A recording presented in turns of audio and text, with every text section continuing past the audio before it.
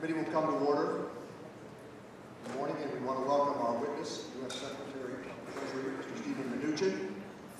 Today we will discuss President Trump's proposal to cut more than $1.4 trillion from core programs that help American families.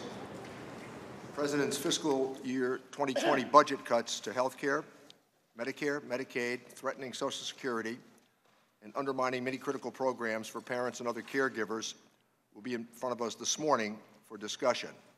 It's no coincidence that this administration, as they simultaneously have looked to cut trillions of dollars from these important initiatives, come barely a year after supporting unpaid tax cuts for the wealthiest amongst us, totaling $2.3 trillion to the nation's debt. Now, in this budget, the President wants to pay for those cuts on the backs of working families. I want to be clear that these tax cuts have not had the miraculous economic effect that we have been told to believe. Yes, by some measures, the economy is doing well, and we continue to understand that the broad economic recovery has now been underway for more than 100 months, which would include the efforts of President Obama. But at best, the tax cuts were a short-term sugar high. Credible and independent forecasters put long-term economic growth at about 1.8%, a far cry from the promised indefinite growth above 3%, and nowhere near the 6% that the President suggested could happen. Tellingly, I've heard from many of those in Massachusetts who haven't seen the $4,000 pay raise that they were promised under the tax law. They can't afford medications, they struggle to keep up with basic expenses, and they're being hit with the surprise of owing taxes in this filing season. This has been confusing and surprising to these filers. For taxpayers with a balance due question, such as those finding that they owe taxes for the first time, the IRS answered only 15% of their calls, and the average wait time was 1 hour. As the IRS works to implement the new tax law and recover from the work backlog caused by the government shutdown, we need to ensure that it has the resources to fully assist with and resolve taxpayer issues. That means supporting the agency's taxpayer services and reversing a decade of declining funds for the IRS. Before I turn it over to my colleague, Ranking Member Brady, I want to underscore, Mr. Secretary, that while we have some differences of opinion, I know that we agree that no one can beat American workers and businesses when they compete on a level playing field. I want to note your staff's good work at the OECD on digital taxation issues. That work has the potential to affect a wide range of U.S. businesses and taxpayers and the U.S. tax base. I intend to pay close attention to these developments, especially in light of France's recent unilateral imposition of a digital services tax. I encourage you to stay in close contact with us. I also encourage you to continue to reach out on the basis of staff work to our shared priorities. At the top of this list is infrastructure. Your comments have been very encouraging. The President's comments have been very encouraging on the issue of infrastructure. Repairing our aging roads and bridges, investing in the 21st century infrastructure system is a win for everyone, workers, consumers, businesses, and the economy as a whole. I know and expect that we can count on you to partner with me and my colleagues on this very important initiative, as well as other ways to grow the economy and increase opportunities for the middle class. And with that, I want to recognize Ranking Member Mr. Brady for his opening statement and point out that Mr. Brady and I are in full agreement on St. Patrick's Day. Absolutely. Thank you, Chairman Neal, and thank you, Secretary Mnuchin, for being here with us to discuss the President's recent budget proposal. Mr. Secretary, 2 years ago, you sat in that very chair to discuss the President's initial budget proposal. You told us your #1 priority was growth. The tax reform and balanced regulations could unleash the economic potential of America. You had plenty of skeptics. Experts told us there was a new normal in America, sluggish 2% growth for as far as the eye could see. They said we had to simply accept that paychecks would remain flat, jobs would keep going overseas, and U.S. manufacturing jobs were gone, unless, of course, you wield a magic wand. Larry Summers scoffed that we believed in tooth fairies, and then Leader Nancy Pelosi famously declared it would be Armageddon for America. Man, were they wrong. Thanks to a new modern tax code and balanced regulation, we've launched a new era of prosperity for America, where workers have first claim over their earnings. Small business and manufacturing is back, and American companies can compete and win anywhere in the world, especially here at home. America's economy is growing 50% faster than predicted by the Obama White House. Local businesses are investing 4 times faster than the last year of the prior administration. U.S. manufacturing is no longer losing jobs, but growing 6 times faster than President Obama's last few years. Blue-collar employment is surging. The unemployment rate is at historically good rates for those who were left behind in the past: Hispanics, African Americans, Asian Americans, women, teenagers, those without a high school degree, and our neighbors with disabilities. Paychecks, stagnant for far too long, are growing at their fastest rate in a decade, and even faster among those with low incomes who need it most. Today, median household income rose above $61,000 for the first time since 1999, and hardworking Americans haven't felt this optimistic about their financial future in a long time. New business starts are skyrocketing, and small businesses along Main Street are the most optimistic on record, with historically high job openings, plans to hire more workers, higher paychecks, and growing profits. Here's what makes me optimistic. Nearly 5 million Americans have been lifted off food stamps since President Trump was elected. The poverty rate for Hispanics and African Americans have improved dramatically and is now the lowest on record. Maybe that's why American consumer confidence reached an 18-year high recently. With investment and jobs coming back from overseas, millions of workers with higher paychecks, bonuses, and larger nest eggs, local businesses no longer saddled with billions of dollars of Washington red tape, U.S. Energy now the largest producer in the world, and America once again the most competitive economy in the world, that optimism makes sense. But we must not go back to the bad old days by repealing the tax cuts and harming the very Americans who need help the most. Rather than wasting time in Congress on a rush to impeachment, Democrats and Republicans need to work together to grow the economy. America needs more customers and more workers. This means approving the new modernized U.S.-Mexico-Canada trade agreement this year so we can reach more customers, create more jobs, and sell more made-in-America products to our 2 best trading partners. It means working together on the #1 economic challenge facing America today, our workforce. Lack of qualified workers is holding down economic growth across the country and will slow growth even more in the future. And it means working together to ensure America remains competitive internationally by challenging France's recent proposal to tax cross-border digital services. This is a naked revenue grab that targets U.S. companies, double taxes our businesses, and violates long-standing norms. I'm hopeful that together we can work on other shared priorities, like increasing retirement security for our workers and families, reforming the IRS, and growing America's infrastructure. Mr. Secretary, there are many good pro-growth proposals in the President's budget for Congress to consider. We thank you for being here. And with that, Mr. Chairman, I yield back. We thank the ranking member, Mr. Brady. Without objection, all members' opening statements will be made part of the record. And a reminder that we will adhere to the Gibbons rule, meaning when one was seated as the gavel came down. Welcome, Mr. Secretary, and appreciate your presence here this morning. We've received your written testimony, and I ask that you summarize those remarks in 5 minutes, and then we will begin the questioning. Please proceed. Thank you. Chairman Neal, Ranking Member Brady, and members of the committee. It is good to be here with you today. I am pleased to report that President Trump's economic program of tax cuts, regulatory relief, and improved trade deals is working for the American people. During 2018, real GDP increased by 3.1% measured from the fourth quarter of 2017 to the fourth quarter of 2018. This is the highest growth rate since 2005. The unemployment rate remains historically low at 3.8%, and earnings rose by over 3% in 2018, the highest nominal increase in a decade. More Americans are entering the workforce because of a renewed sense of optimism. The World Economic Forum's most recent competitiveness report announced that the United States is the #1 most competitive economy in the world, receiving the top ranking for the first time in more than 10 years. Companies are investing hundreds of billions of dollars in new and expanding business operations in the United States. This is in large part because the Tax Cuts and Jobs Act made our tax rates competitive, moved us from a worldwide system towards a territorial system of taxation, and allowed immediate expensing of capital expenditures for hardworking families. It also cut rates across the board doubled the standard deduction, and expanded the child tax credit. I would also like to highlight Opportunity Zones, a key component of TCJA. Opportunity Zones will ensure that more Americans benefit from economic expansion and robust job market. They provided capital gains tax relief to encourage investments in business located in distressed communities.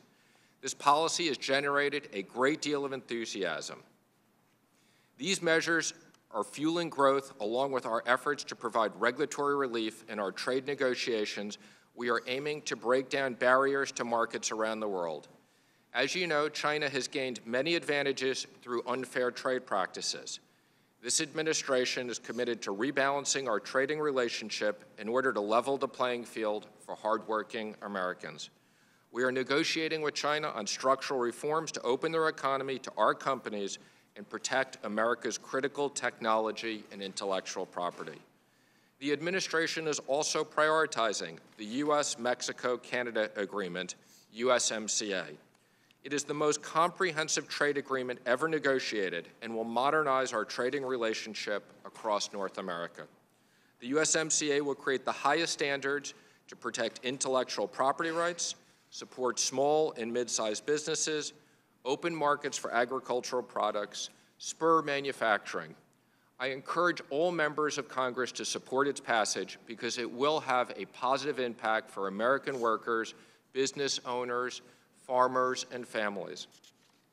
In addition to enhancing overall growth prospects, I want to note positive impact that the administration's economic agenda will have on our country's debt and deficits going forward. During the last administration, analysts predicted that 2% growth was the highest America could achieve and that it was the new normal. We have already shown that we can and will do better. An extra 1% of GDP growth per year means trillions of dollars of additional economic activity and more revenue to the government. Turning to the budget, the policies and priorities in the President's fiscal year 2020 budget will continue to foster stronger economic growth, reduce spending, and create a more sustainable fiscal outlook for our country by reducing the deficit as a share of GDP. Of special interest to this committee, the Treasury portion of the 2020 budget includes $290 million for business system modernization account funding, which is foundational for a new 6-year IRS IT modernization plan. Investment in modernization of IRS information technology systems and infrastructure will protect the integrity of our tax system and improve customer service for taxpayers. I am pleased to continue working with you on policies, and especially, Mr. Chairman, as you noted, infrastructure, that will help to create jobs and increase wages for the American people. Thank you very much. Thank you, Mr. Secretary. And without objection, each member will be recognized for 3 minutes to question our witness today so that we may ensure that all members have an opportunity to inquire before the Secretary's schedule requires that he leave. And I will begin by recognizing myself. Mr. Secretary, as you know, the debt limit was reinstated at the beginning of this month, and your department has started extraordinary measures. Thank you for your response to my January letter and the shared commitment that we have to addressing the debt ceiling to protect the full faith and credit of the United States. We've seen what brinksmanship does on the debt ceiling question. Last year, it led us to a shutdown. We got a shutdown. The American taxpayer suffered during the longest shutdown in history. And similar brinksmanship on the debt ceiling is not only dangerous, it's reckless and irresponsible. Do you support, Mr. Secretary, raising a clean debt ceiling extension sooner rather than later? I do, Mr. Chairman, and I encourage Congress to do that sooner rather than later, as you said. Thank you. Mr. Secretary, we've had many encouraging conversations about infrastructure. And the system that we recognize in America today is suffering from years of underfunding and neglect. I believe we have an opportunity to make a meaningful, sustained investment that will lay the foundation for economic growth for years to come and create thousands of good-paying jobs. We must be ready to put real federal dollars behind this commitment and maintain the traditional 80-20 split between federal and state spending. The President campaigned on a $1.5 trillion infrastructure package, and he mentioned infrastructure again in this year's State of the Union. Are you and the President still committed to the $1.5 trillion bold infrastructure package that you have previously outlined? Mr. Chairman, the President and I are fully committed to that. I've appreciated the opportunity that you and I have spoken on the phone and had the opportunity to meet and talk about this, and we very much look forward to working with Congress on a bipartisan basis to pass infrastructure quickly. Another encouraging note where I think there's an opportunity for cooperation here is on the multi-employer pension plan dilemma that the country is about to face. Do you have any immediate plans to address that issue? Based on conversations I have recently had with many of the stakeholders, they've said that the words of the administration have been encouraging. This is a huge problem. It conceivably could take down the pension benefit guaranteed trust, and I think working on this sooner rather than later also makes good sense. Is that still the administration's position? It is, Mr. Chairman. As you know, both as my role as Secretary of the Treasury and my role as a member of the board of the PBGC, this is very important to us. I've had the opportunity to meet with workers who are impacted by this. I know there is a bipartisan group that is working on this, and we look forward to supplying you help and work with that. The legislation that I have proposed on this issue has many Republican co-sponsors, and I would hope that other Republicans would sign up. I think just about every member of the Democratic Party in the House in the past session signed the legislation. I think it's a good starting point in the conversation for hopefully getting something done before the problem really gets out of hand. And with that, let me recognize Ranking Member Brady for 3 minutes. Thank you, Mr. Chairman. When I think of the work, Mr. Secretary, that you did, President Trump and Republican Congress on tax reform, I think of Russell Marine back home. They gave their workers $1 million in bonuses, raised everyone's pay 10%. They bought millions of dollars of new equipment they couldn't afford before, and they green-lighted a new company office because the building I was in was plenty old. I think a Lone Pint Brewery in Magnolia, Texas. Christy and Trevor Brown started this craft brewery a number of years ago. They told me because of tax reform, they now can give all 10 of their workers full health care, vision and dental, some of which their kids had never had before. In the back porch we were standing on is going to be their new cold room because of the savings they have from the tax code. And I think of the 2 new manufacturing plants I toured a couple weeks ago in the poorest part of my district in East Texas, built in part because now businesses can write off that new equipment and machinery the very year they buy it. But when I'm back home, people tell me that I think the silliest thing they hear is that tax refunds are down, so tax increases must be up.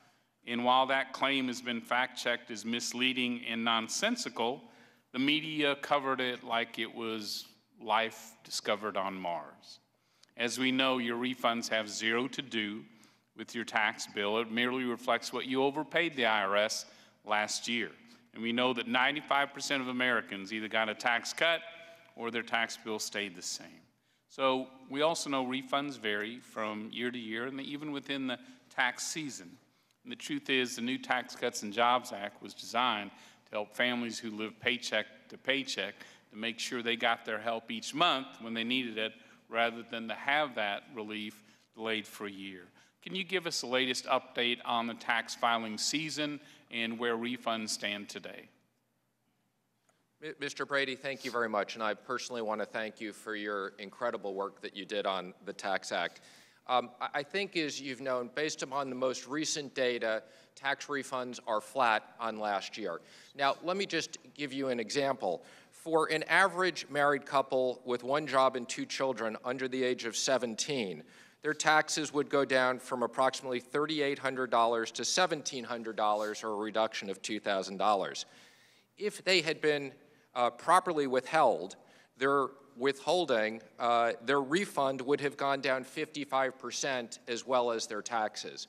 So the fact that refunds are on average the same means, in essence, people did not adjust their holding enough to take advantage of the Tax Act. We've encouraged people to use the calculator, but I would just emphasize, because taxes are down, refunds should be down. All right, thank you, sir.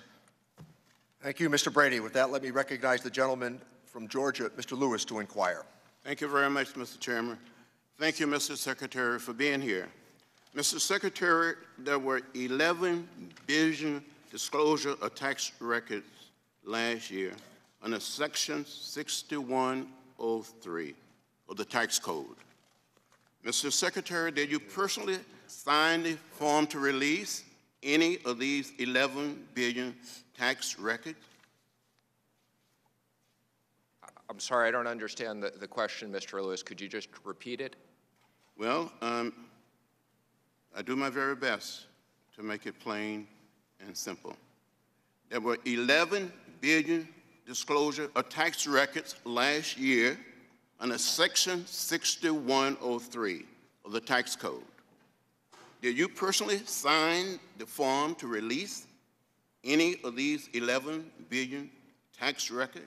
I don't believe I did, but I could check with my team. I'm not aware of that, Mr. Lewis. You don't have any idea who approved?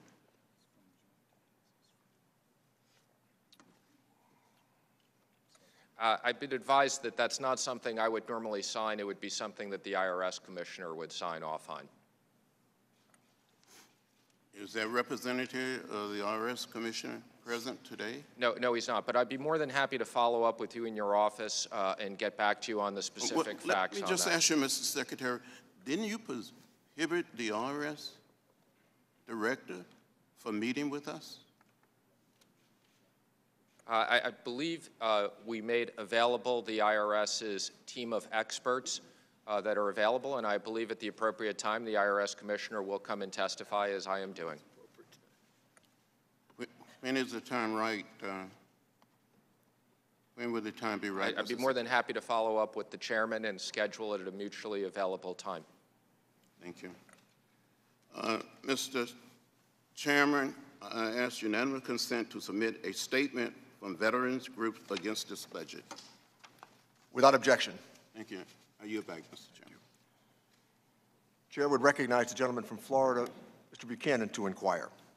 Thank you, Mr. Chairman, and I want to thank the Secretary for his leadership in terms of the Job Act and tax thing that we put together. But one of the big issues is on growth. For 50 years, as you know, or the last 10 years, it's been the slowest growth that we've had in the last 50 years. So the impact that this has had is very clear when you look at, if you want to look at it from a report card standpoint. Optimism is at all-time high. That makes a big difference for people that are in business to invest going forward. Wages at 3.1% in terms of growth. Consumer confidence at 18-year all-time high. Unemployment is lower in terms of the last 50 years. And 7 million, they claim, job openings available today for folks across the country. So to me, when you look at the report card, there's no question the impact that the Jobs Act and tax has had a huge difference. Let me ask you, the Fed is looking at, they've been raising rates. A lot of people think this is kind of throwing a cold blanket somewhat on the economy going forward. What's your thoughts? And I know in this last go-around, they backed off of that a little bit, but it seems a lot of people feel, why don't we have the opportunity to realize the full potential of this economy going forward? So I just wanted to get your comments in terms of the Fed's actions on raising rates. Well, first let me just comment on the growth as you've mentioned, and I do agree with the growth has led to tremendous opportunities for hardworking Americans. I think, as you know, I meet with the Fed chair on a regular basis.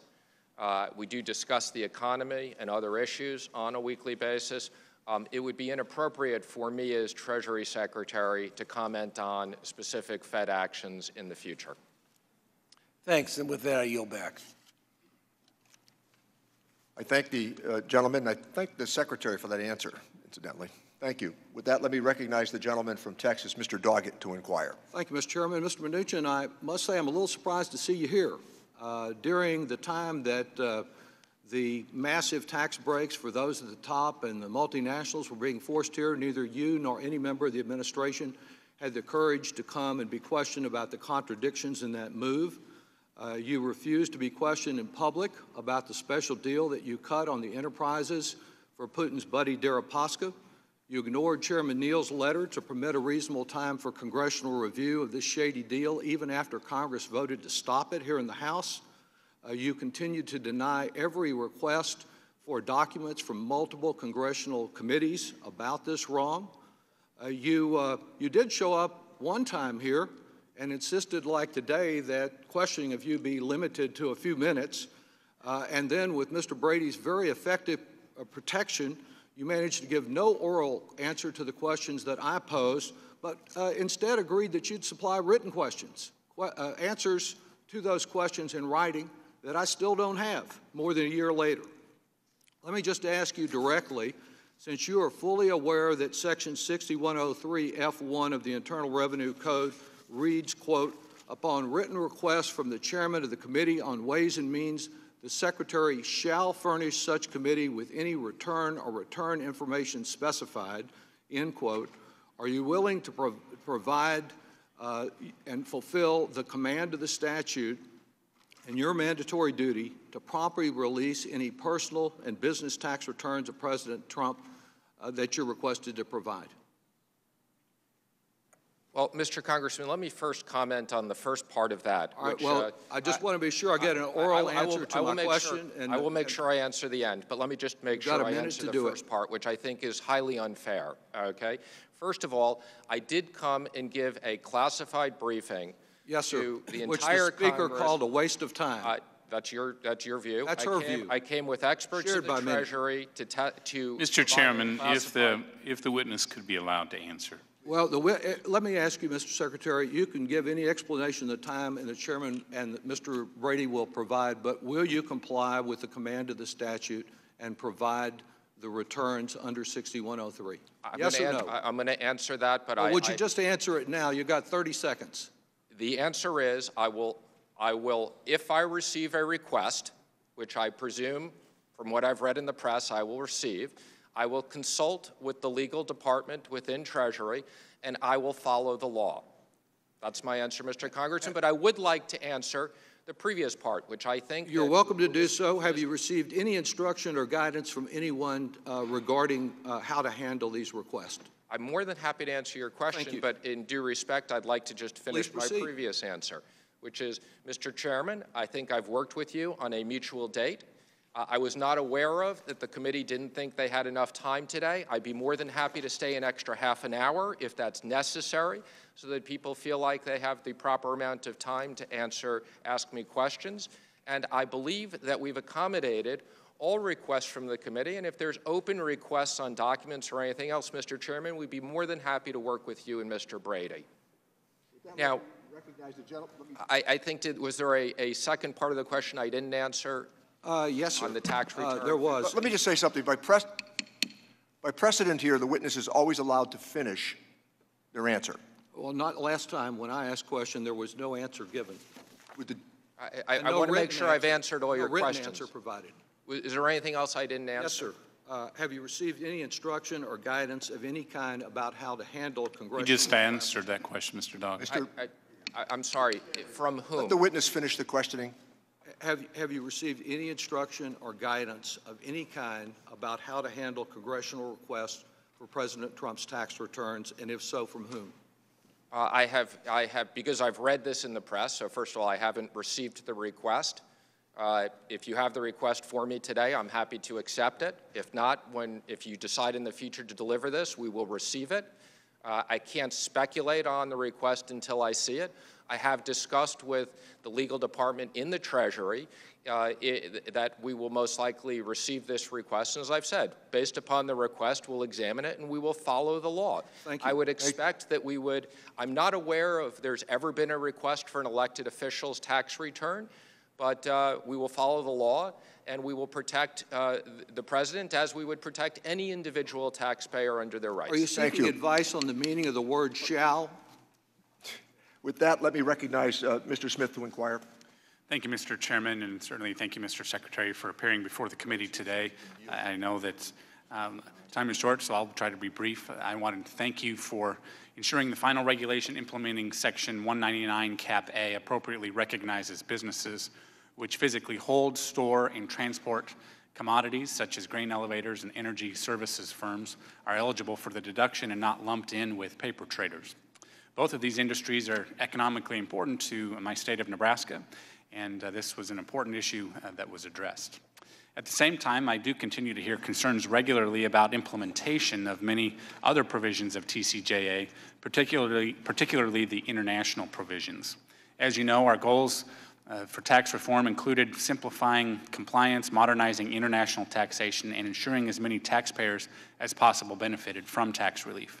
I do continue to hear concerns that regulations implementing provisions known or called guilty and beat are not easy to comply with, and in many cases are capturing long-standing legitimate transactions which no reasonable person would consider tax avoidance strategies as newly taxable events, which is not and certainly was not our goal.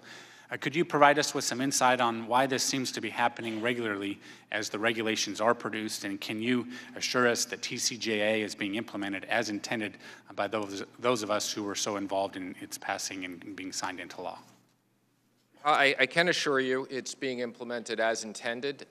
We reach out to try to make sure we have the proper interpretations of these issues. I will tell you I want to thank the hardworking people at the IRS and at the tax group within Treasury. We meet on a daily basis. There were very many regulations, as you know, that were left to us to draft. We want to make sure that we do this carefully in a way to protect companies and implement the law. And we've gone through an extensive period of reaching out to affected people. I've personally met with many companies, and we'll go through a comment period on these issues. So as you said, the guilty and beat issues are things we are looking at very carefully. Okay. And thank you for your comment on the commodities. We worked hard on that. Very well. Thank you, Mr. Secretary. I now yield time to Mr. Brady. Yes, Mr. Secretary, you were asked about $11 billion request for 6103 provisions. Seems like a lot. Turns out $9 billion of that is routine requests from states as they verify their state income. Other is to comply with the Affordable Care Act and those requirements passed by our Democrat friends.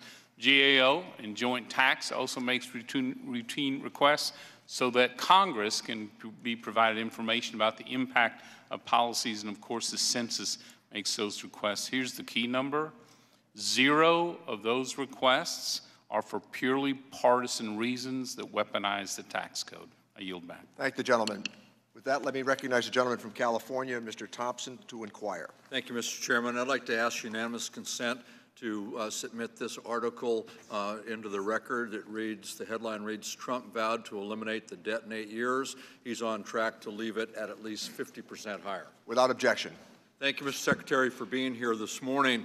When the President and the Republicans pushed through their tax cut last Congress, the warning from Democrats and outside experts was very clear. If you pass an irresponsible $2.3 trillion tax bill that explodes our national debt and deficit to benefit the richest Americans and large corporations, it will inevitably be working families and our nation's most vulnerable who end up paying the bill. This president's budget, unfortunately, could not be clearer in bringing that warning to reality, as this budget reads like a laundry list of cuts to our country's essential programs. $500 million in cuts to Medicare, $1.5 trillion from Medicaid, cuts to CHIP, food stamps, affordable housing, the list goes on. All while the very same budget would make permanent a reduced top rate, an over $11 million estate tax exemption, and a host of other loopholes benefiting the richest 1% of Americans.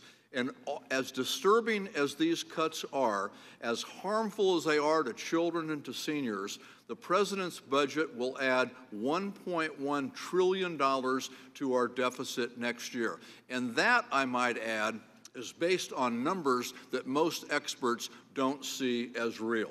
The 3.2% economic growth, far above the 2.3 growth that CBO says that we should be expecting, which, by the way, drops in the out years in 2019 to 1.8%. Secretary Mnuchin, could you please explain to us, to the children and the seniors across the country who are going to be expected to pay for these tax cuts, to the richest Americans, why they should be paying for that? Thank you very much. So first, let me just comment on the tax cuts themselves.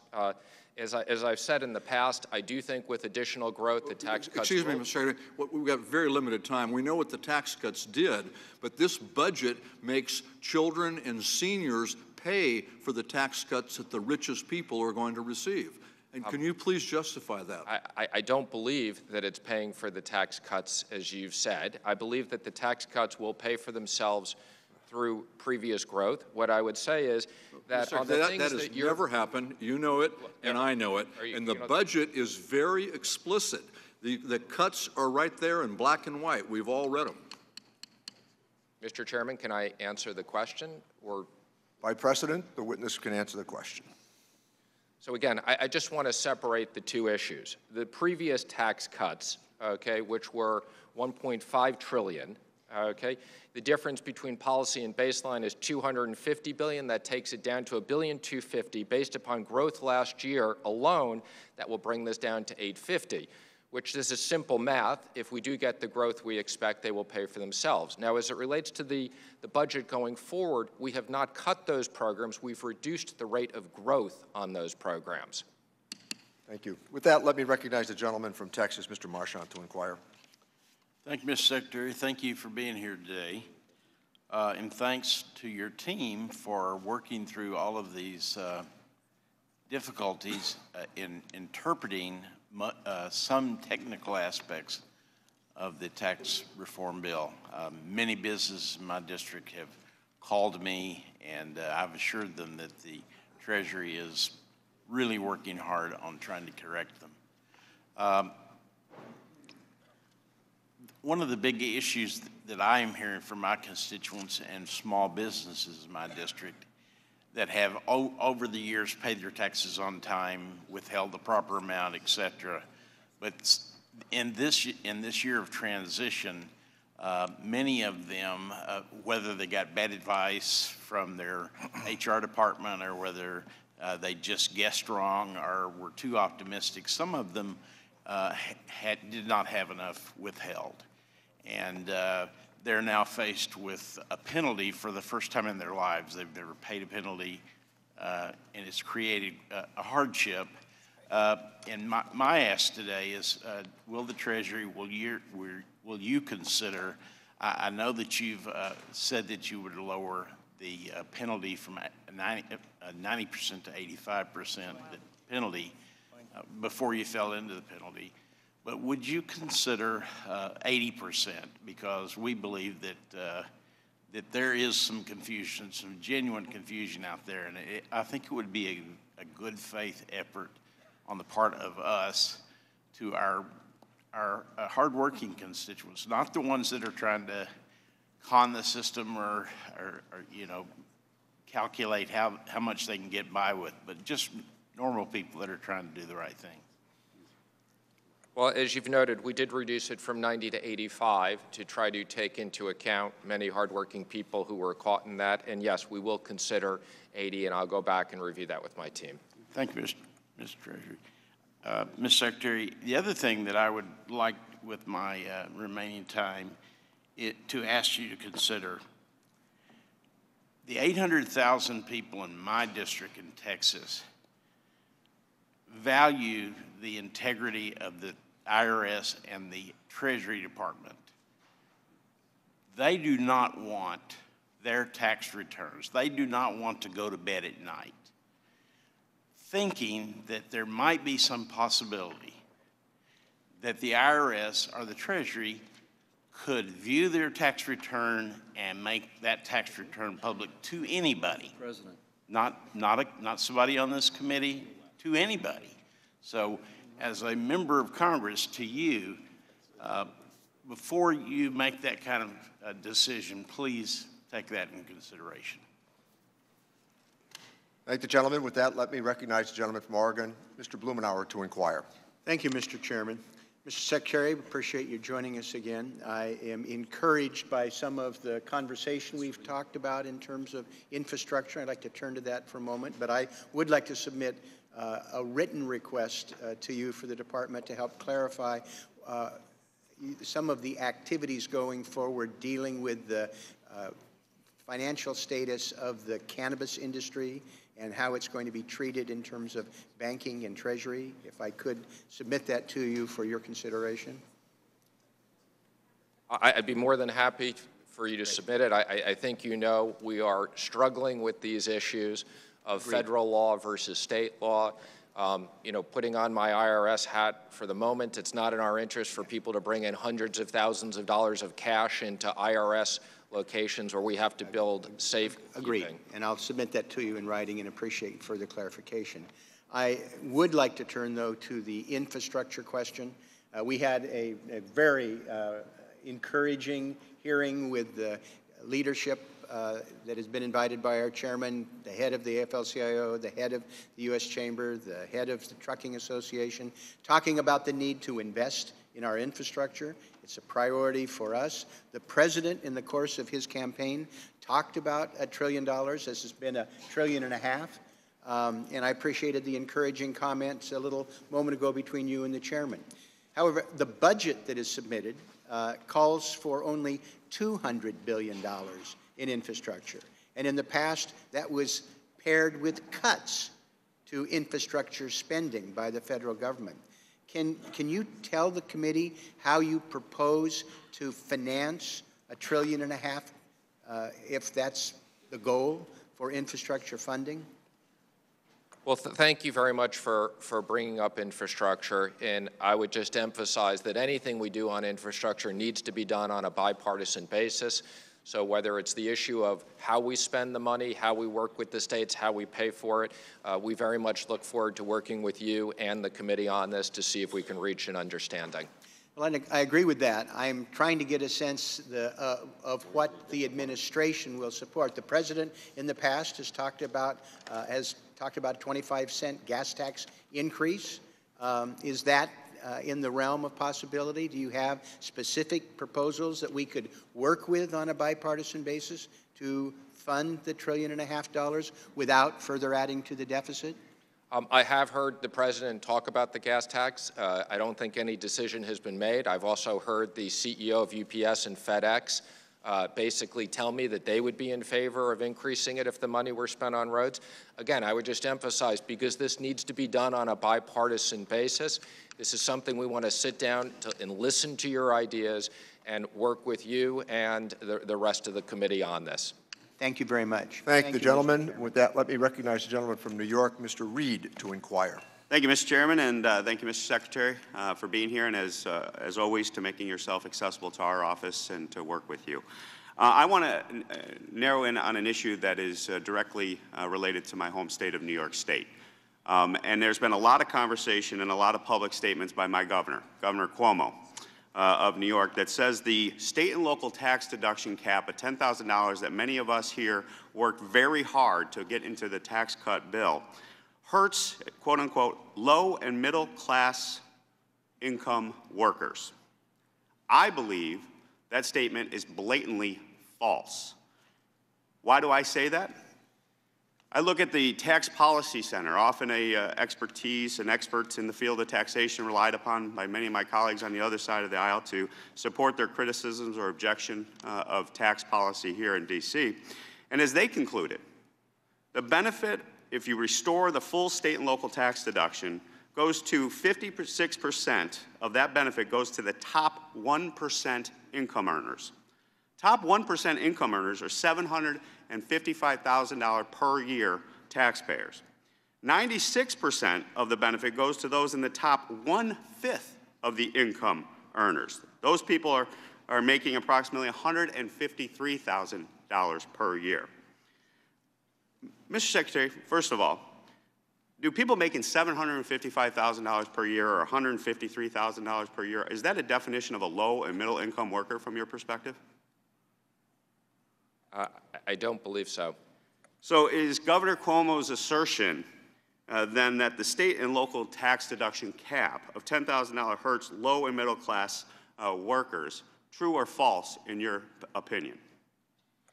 Mr. Reed, I think it's false. We worked very closely with you and others and Mr. Brady on the $10,000 to make sure that most people. Now, I will tell you there's no question that wealthy people in New York have been impacted by this. I can tell you I personally pay taxes in New York and California, and my tax rate did go up because I've no longer have the SALT deduction. And one area of agreement I will agree with our governor on, and that's because people are mobile, especially on the upper income level, those making $750,000 and higher, correct? So people respond to increased taxes by avoiding those taxes. That seems to me to be human nature. Would you agree with that higher taxes causes people to react to that situation?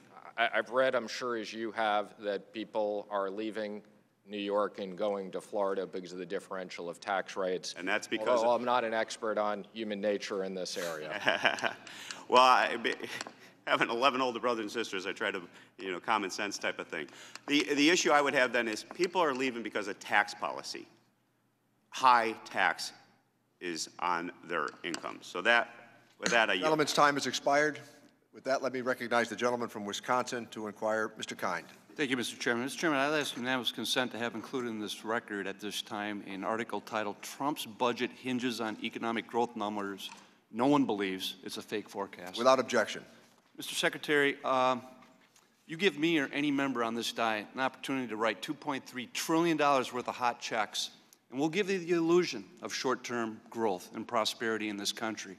This administration, complicit with the other side, jammed through a major reform to the tax code a little over a year ago in 51 days without one hearing, with no appropriate feedback, riddled with mistakes and errors and unintended consequences. And now, according to most budget forecasts, when you include interest on the debt, we'll increase our debt by $2.3 trillion over the next 10 years. 83% of the benefit, by the way, goes to large corporations and the wealthiest 1%. And now it appears as if the sugar high is ending. In the last 2 years of the Obama administration, they had stronger job growth and higher wage growth in the first 2 years of this administration. And yet my friends on the other side are like the rooster that crows and takes credit for the sun rising. But my fear now with the debt that this administration has embraced is when things do turn sour, and they will again, there will be another economic downturn, is we're not going to have the monetary or even the fiscal tools in which to combat that because of this huge debt that's been racked up. And I'll tell you what won't fly with hundreds of thousands of seniors and families in Wisconsin is this president's budget that calls for $845 billion worth of cuts to Medicare and another $241 billion worth of cuts to Medicaid, our Badger Care program, which will affect the health care that those families receive in Wisconsin. Clearly, this is an attempt to pay for those tax cuts on the backs of those seniors and families that rely on those programs for the health care needs back home in Wisconsin. But let me pivot real quick on a subject that we do agree on.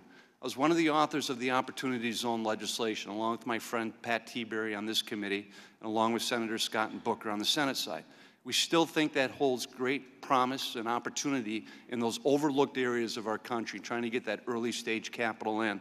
But I want to make sure it works the way it was intended, and we're going to need your help because right now there's no accountability or data reporting requirements as far as where these investments are going, nor is there government data at this time tracking the number of the characteristics of the qualified opportunity funds because it's all just self-certifying at the time of tax filing. Could you tell me what Treasury is doing to try to bring more transparency and accountability to this program? And can you let us know what you can do on your own or what you might need legislatively to put this in place so we have a good accountability system? Mr. Kind, thank you very much. First of all, I appreciate your words on the opportunity zones, which I share are going to be an important issue. And let me just say on data accountability, we agree with you. So if there are specific things that you think we should be collecting, please send us a letter, and we will take that into consideration. Our view has been that we want to implement this quickly. So the self-certification was to get this up and running. We do intend that there will be data accountability, and whether it comes out immediately or it comes out in the next 6 months, we do intend to collect data, and we appreciate your input on that. Thank you. Yeah, we'll follow up. Thank you, Mr. Chairman. Thank the gentleman. With that, let me recognize the gentleman from Pennsylvania, Mr. Kelly, to inquire. Thank you, Mr. Chairman, and Mr. Secretary, thanks for being here. This discussion today reminds me of something that I read a time ago. It's called The Tale of Two Cities. Really, this is a tale of two parties. It was the best of times. No, it was the worst of times. It was the age of wisdom. No, it was the age of foolishness. It was the epic of belief? No, it was the epic of incredulity. It was the season of light? No, it was the season of darkness. It was the spring of hope? No, it's the winter of despair. The sugar high is not a sugar high. And if it's a sugar high, I got to tell you, the people back in my district love it. They are doing so much better today than they have done in so many decades, and nobody can deny the economic growth that came out of the Tax Cuts and Jobs Act. It is undeniable. It may not be unacceptable depending on which side of the aisle you sit, but I got to tell you, for people back home, it is an incredible lift. And in one of the towns that I represent, the city of Erie has done exceptionally well with opportunity zones. We have 8 opportunity zones in Erie. Mr. Kine talked about this. The Erie Downtown Development Corporation is led by a guy named John Persinger, who's a good friend of mine, and another good friend named Matt Wachter. These guys have put together a piece that is available to everybody in the country because they are out on top of it right now. They are out and moving. And we're looking again at growth, growth, growth, and more growth, and investment in places that nobody would have invested in before. But because of the Tax Cuts and Jobs Act, it is bringing vitality and a dynamic economy back to these areas. The one thing, though, that I would just ask you, if you could, it comes down to trying to put together all the different ideas that we have to do, and basically, the second tranche of regulations, and this comes down to, so the Office of Information and Regulatory Affairs, there is some confusion on the regulations. And do you know how soon we'll be able to come out with other regulations? I got to tell you, in the understanding of it, listen, I've never seen anything like this in my life when it comes to growth, economic growth. And when we talk about the acceleration in debt, I was here also. I was actually alive in 8 and 9 and 10, and I saw that debt goes from about 9 trillion up to over 20 trillion. At that time, there wasn't much of a murmur or even a whisper about it. It was okay. I got to tell you, I appreciate everything you've done, but when it comes to the regulations, that second tranche coming out, so like the Erie Downtown Corporation, the Development Corporation, when can people like that see? And also, I would just like to ask you, if you ever have a chance, would you please come to Erie, Pennsylvania, and walk with me through the opportunity zones and see what it's like to put life back into a community because of tax policy that was done right here in this room. This has been phenomenal. Mr. Kine, I'd be happy to find a time to go with you to Erie. I would look forward to that. I think the opportunity zones are important, and I want to visit the specific areas. The additional regulations are going through an internal clearance process at the moment, and we are very much trying to get them out on an expedited basis, so thank you. Well, thank you, because the poorest zip code in Pennsylvania is in that town. Thank you. Thank the gentleman. With that, let me recognize the gentleman from New Jersey to inquire, Mr. Pascrell. And from here on, we will proceed to 2-to-1 in terms of ratio. And members are advised that there is likely to be a vote on the House floor at 10 o'clock, but it's the chair's intention to proceed with the hearing, so that means members on the first row or those at the end of the dais might want to go and vote and come back immediately. There will only be one vote. Mr. Pascrell. Thank you, Mr. Chairman. Good morning, Mr. Secretary. The federal tax laws should be administered in an impartial and nonpartisan manner. What firewalls or safeguards have been put in place at the IRS to guard against political interference in the decision to disclose tax records pursuant to a congressional inquiry under Section 6103 F1? We made this famous in February of 2017. Most people never heard of 6103, of this tax code. What have you done? Well, first, let me just say I agree with you completely. The IRS's job is to protect taxpayers and what have you done, Mr. Secretary? Your time is awaiting us. You're referring to 6103. Are you referring to your potential request for the president's tax return or the normal operation? I didn't mention one time in what my question was, so don't think what I'm thinking. I'm asking you what you're thinking about my question. Well, as it relates, you're wasting our time here. As it relates to the normal operation of 6103, that's done by the IRS. I believe they do it on an impartial basis. And as it relates to any potential requests, I said we'll review it at the time. Let me ask you this question.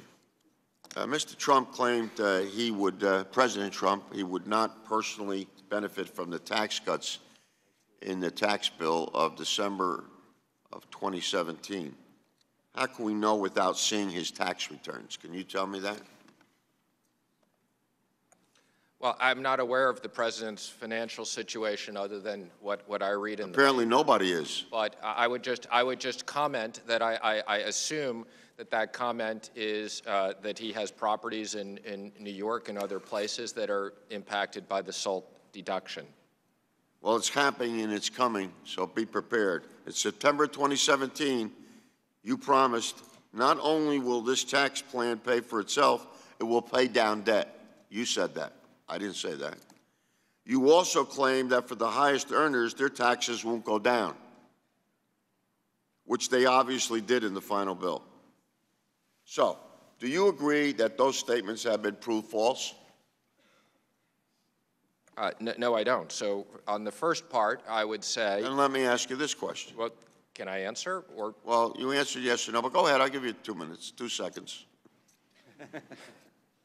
So as I've said before, on whether it will pay down debt, that will depend upon the growth over the period of time. It has worked so far. As it relates to the top wealthiest people, used to pay 19.3% of taxes. They now pay 19.8% of taxes. Is it true that your tax went up? Is it true that your tax bill used the SALT cap to pay for the tax cut for top earners? Yes or no? No. You know how much you gained from that in terms of revenue? I do. How much? Again, it gained money, but it was offset by a majority of those people who paid the AMT. So it was in the number of a couple of $100 billion. Not getting you straight in. I thank the gentleman. With that, let me recognize the gentleman from Illinois to inquire, Mr. Davis. Thank you very much, Mr. Chairman. I'm deeply troubled that the Trump administration is prioritizing or allowing policies that allow 501c3 tax-exempt organizations to discriminate against Jews, Catholics, Muslims, multiple groups of Protestants, and LGBTQ families, while worsening the shortage of individual families who would be willing to serve as mentors to foster children. And so, do you support that policy? Mr. Davis, I don't support discrimination in any kind, any place whatsoever. Let me be clear of that. If there are specific issues that relate to 501c3s, I'd be more than happy to follow up with your office. We'd be delighted to do that. I'm also concerned that there are severe cuts to the most vulnerable members of our population. Cuts in the Department of Labor's training programs by 7%, cuts in child welfare, $4 billion, cuts to the most vulnerable groups in our society to enhance the ability of the rich to continue to benefit from the tax cuts that we have seen. How do you justify what I call those draconian cuts in terms of the vulnerable population groups who would benefit from these funds? And we have no money at all in the budget for paid family leave, individuals to take care of sick relatives, parents, and even children. Could you? Well, Mr. Davis, let me just say we look forward to working with Congress on the allocation of and appropriations of specific programs. But let me just comment in general that in 2020, the president's non-defense budget is $567 billion. That's up from $518 in 2016, so it is up substantially. And as it relates to mandatory spending, we project that that goes from $2.8 billion in 2020 to $4.3 billion in 2029. So, and that doesn't include, obviously, what was in the last several years over $100 billion of money that went to special issues domestically for wildfires and hurricanes and other things. So we look forward to working with you in Congress on specific programs. Thank you very much, and I yield back. I thank the gentleman, and with that, the Chair would recognize the gentleman from North Carolina, Mr. Holding, to inquire. Thank you, Mr. Chairman. Mr. Secretary, thank you for your efforts on the proposed BEAT regulations. I look forward to working with you as we work through the remaining issues that are being brought up by the stakeholders in the comment period, and hopefully we can get those implemented quickly and in a good way. I want to switch gears and talk about pension plans. As you know, hitting those rates of return is very important, and unfortunately often pension plans don't do so. In North Carolina, where I'm from, the retirement system posted a negative 1.47% return, making it the 21st year in a row that it's failed to hit a 7% target. But the biggest bright spot in many pension portfolios has been investing in private equity. Even when North Carolina's retirement system lost money in the stock market last year, investments in private equity earned a significant 18.3% return. So it seems pension plans are understandably looking for more and more in the private equity markets to generate these needed returns. For instance, in California's public employment retirement system, it's looking to double its investment in private equity and expects private equity to be the only asset capable of meeting its 7% target rate of return over the next decade. So in your capacity as a member of the board of the directors of the Pension Benefit Guaranty Corporation, how important is it for pension plans to hit their target rates of return, and what will happen if they continue to fail to do so? Well, Mr. Holding, let me just first comment that it's up to individual pensions to determine what their appropriate return is and their investment allocation on a prudent basis. I would just say, notwithstanding your pitch for private equity, public equities are up over 35% since the president was elected. Over long periods of time, they tend to be a tremendous investment opportunity for pension funds and have workers participate in that. But I share your view on the importance of pensions and making sure that they protect the workers. And if private equity and real estate investments are some of the best rates of return, increasing additional tax burdens on those investments would obviously result in a lessening opportunity for pension plans who invest in such things to hit their return rates. I assume you would agree with that. I think that's just factually correct. Thank you. I yield back. Thank the gentleman. With that, let me recognize the gentlelady from California, Ms. Sanchez, to inquire. Thank you, Mr. Chairman. Mr. Secretary, on September 26, 2017, I sat with the President, you, and several members of this committee in a meeting at the White House, where the President stated that both you and he would not personally benefit from the Republican tax bill. Since we are now in our first tax filing season after the Republican bill has become law, I have a few questions for you regarding that meeting. Do you recall, first of all, the President making that statement? I do recall the comment, although not all the specifics of it. Okay. You were also quoted in the press during the fall of 2017 making similar statements. Do you recall making similar statements to that? I'm sure you're correct. If it's in the press, I did say those things at the time. Okay. Mr. Secretary, did you personally benefit from the new tax law? So I can tell you I did not personally benefit. As I said, did your individual tax rate go down? My individual tax rate did not go down. Did not go down. Oh, just to be clear, my combined individual tax rate of state and federal did not go down. No, your individual tax rate at the federal level, did that drop? Again, because the upper income earners received a tax. Again, I think reduction in their tax rate, did they not?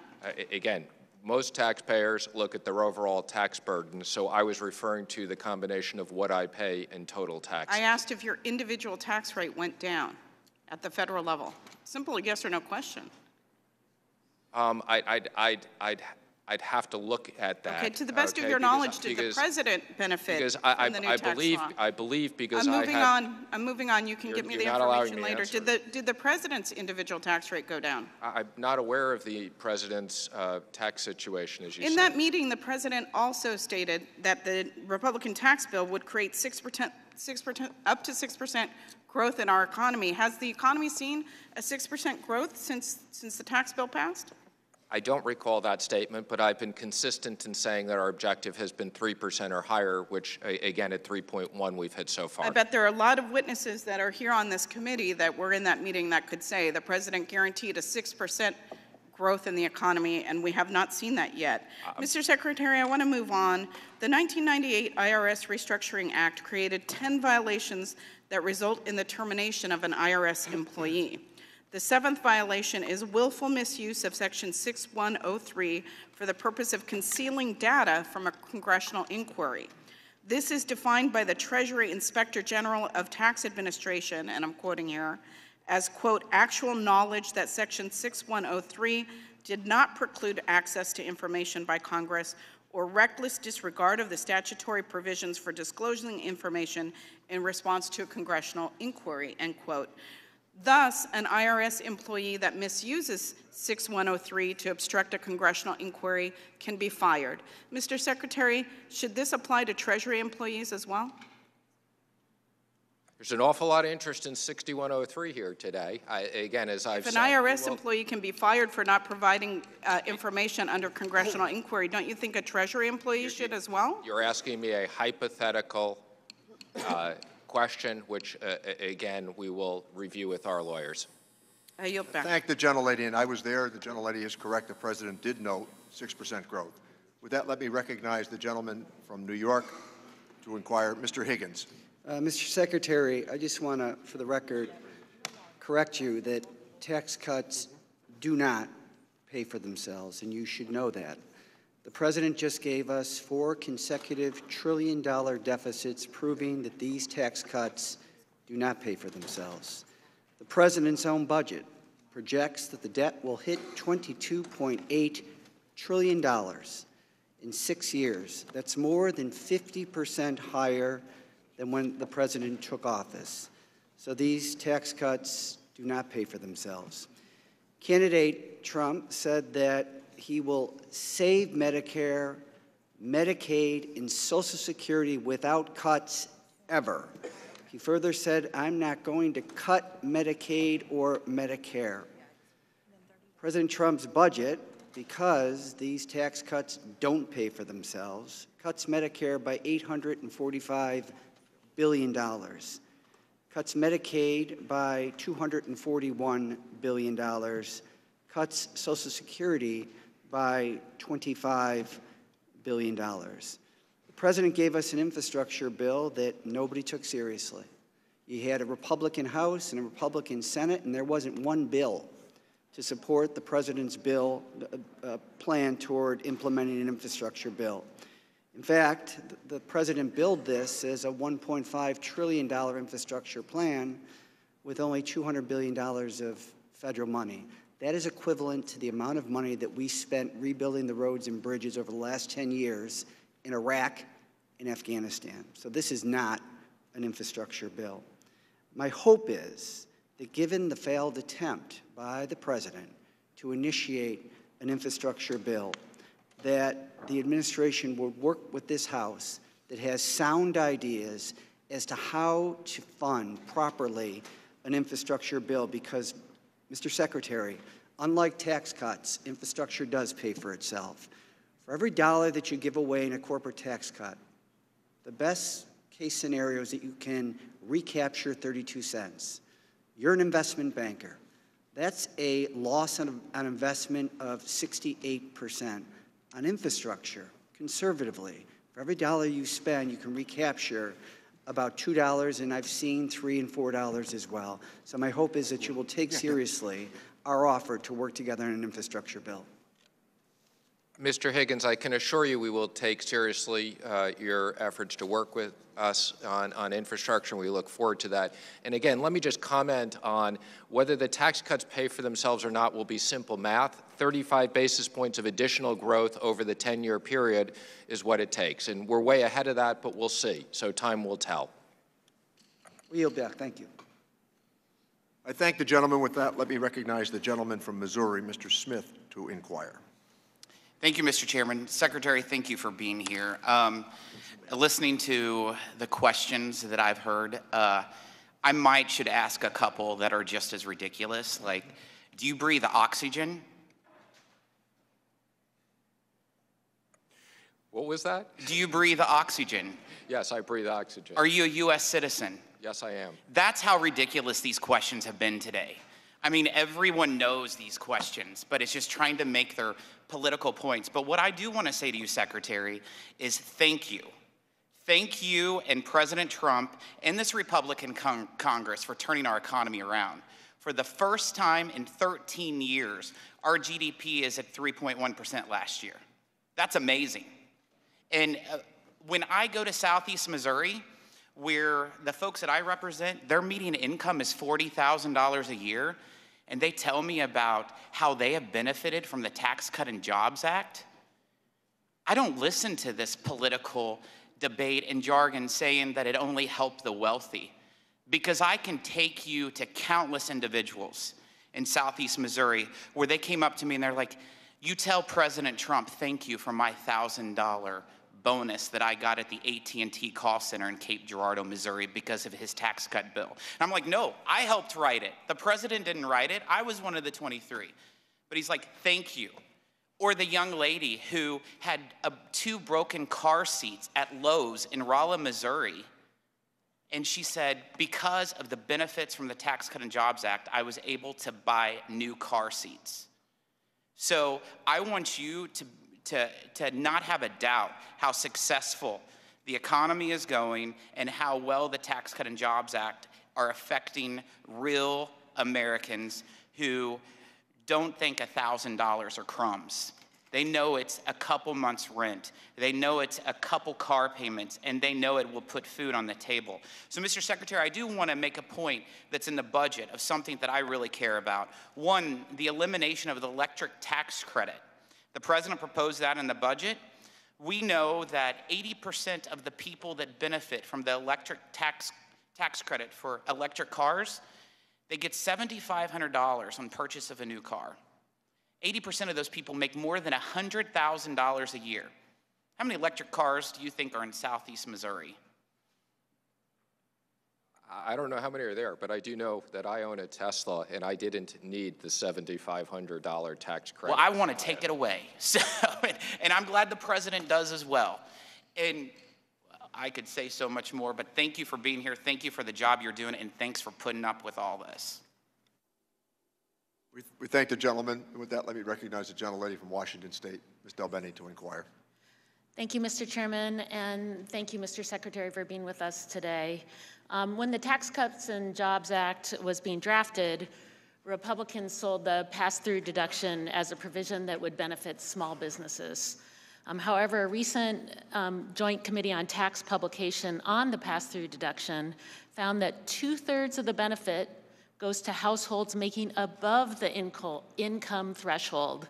That threshold is $157,500 for individual filers and $315,000 for joint returns, meaning that taxpayers above those income thresholds, who only represent 5% of taxpayers claiming the deduction, will reap 66% of the benefits from the deduction. Another report from the Joint Committee on Taxation finds that more than half the benefit of the pass-through deduction will be claimed by taxpayers with income in the top 1%. Are you concerned that a provision that was supposed to benefit small businesses is largely benefiting the wealthy? Well, let me just comment that in pass-throughs, there is one level of taxation as opposed to 2 levels of taxation. The idea of the pass-through discount was to create businesses that are pass-throughs to make them competitive with corporations and to eliminate a lot of what would have been the switching costs had people made those as corporations. So, but our small businesses are not receiving that benefit. Again, what I would just say, I don't have the specifics, and we'll try to get back to you on this, but the idea was that no different than corporations would pass on significant part of those benefits to workers and investment that pass-throughs would as well. And we'll try to get back to you with some statistics. Well, I think you should read the report from the Joint Committee on Taxation because it has that detail. And it's very I've read the concerning. report. When the tax bill when Republicans were talking about the tax bill, they talked about how it was going to benefit middle-class families and small businesses. This is yet another proof point that says that that has not been true. Finally, Mr. Chairman, I'd like to enter into record a letter sent to Secretary Mnuchin on November 29th, 2018, requesting documents related to the ACA. The documents have not been produced to the committee, and I ask for unanimous consent to enter it into the Without record. objection. Thank you. I yield back. And we'll look into that and get back to you. I'm not aware of why it hasn't been followed up on. Thank you. Thank the gentlelady. With that, we'll recognize the gentlelady from California, Ms. Chu, to inquire. Secretary Mnuchin, earlier Mr. Mnuchin from Texas, from the other side of the aisle, raised the issue of taxpayers facing a penalty because they did not withhold enough. I'm so glad he did, because it shows that this is not a partisan issue.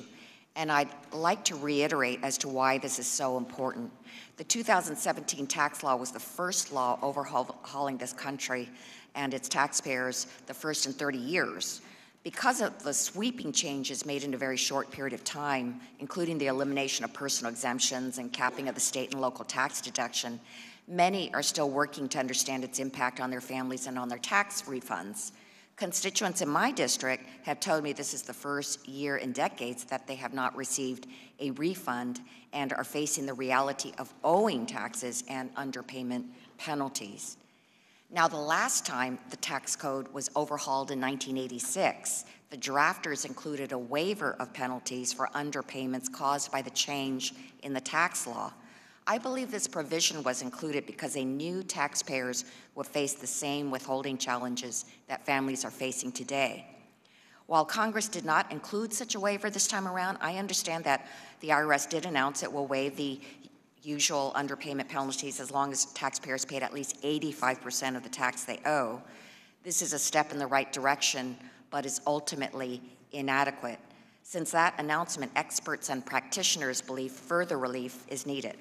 In fact, the American Institute of CPAs, a nonpartisan organization that represents over 430,000 accountants and experts across the country, have determined that further relief is needed to protect the taxpayers this filing season, and would like it to be lowered to 80%.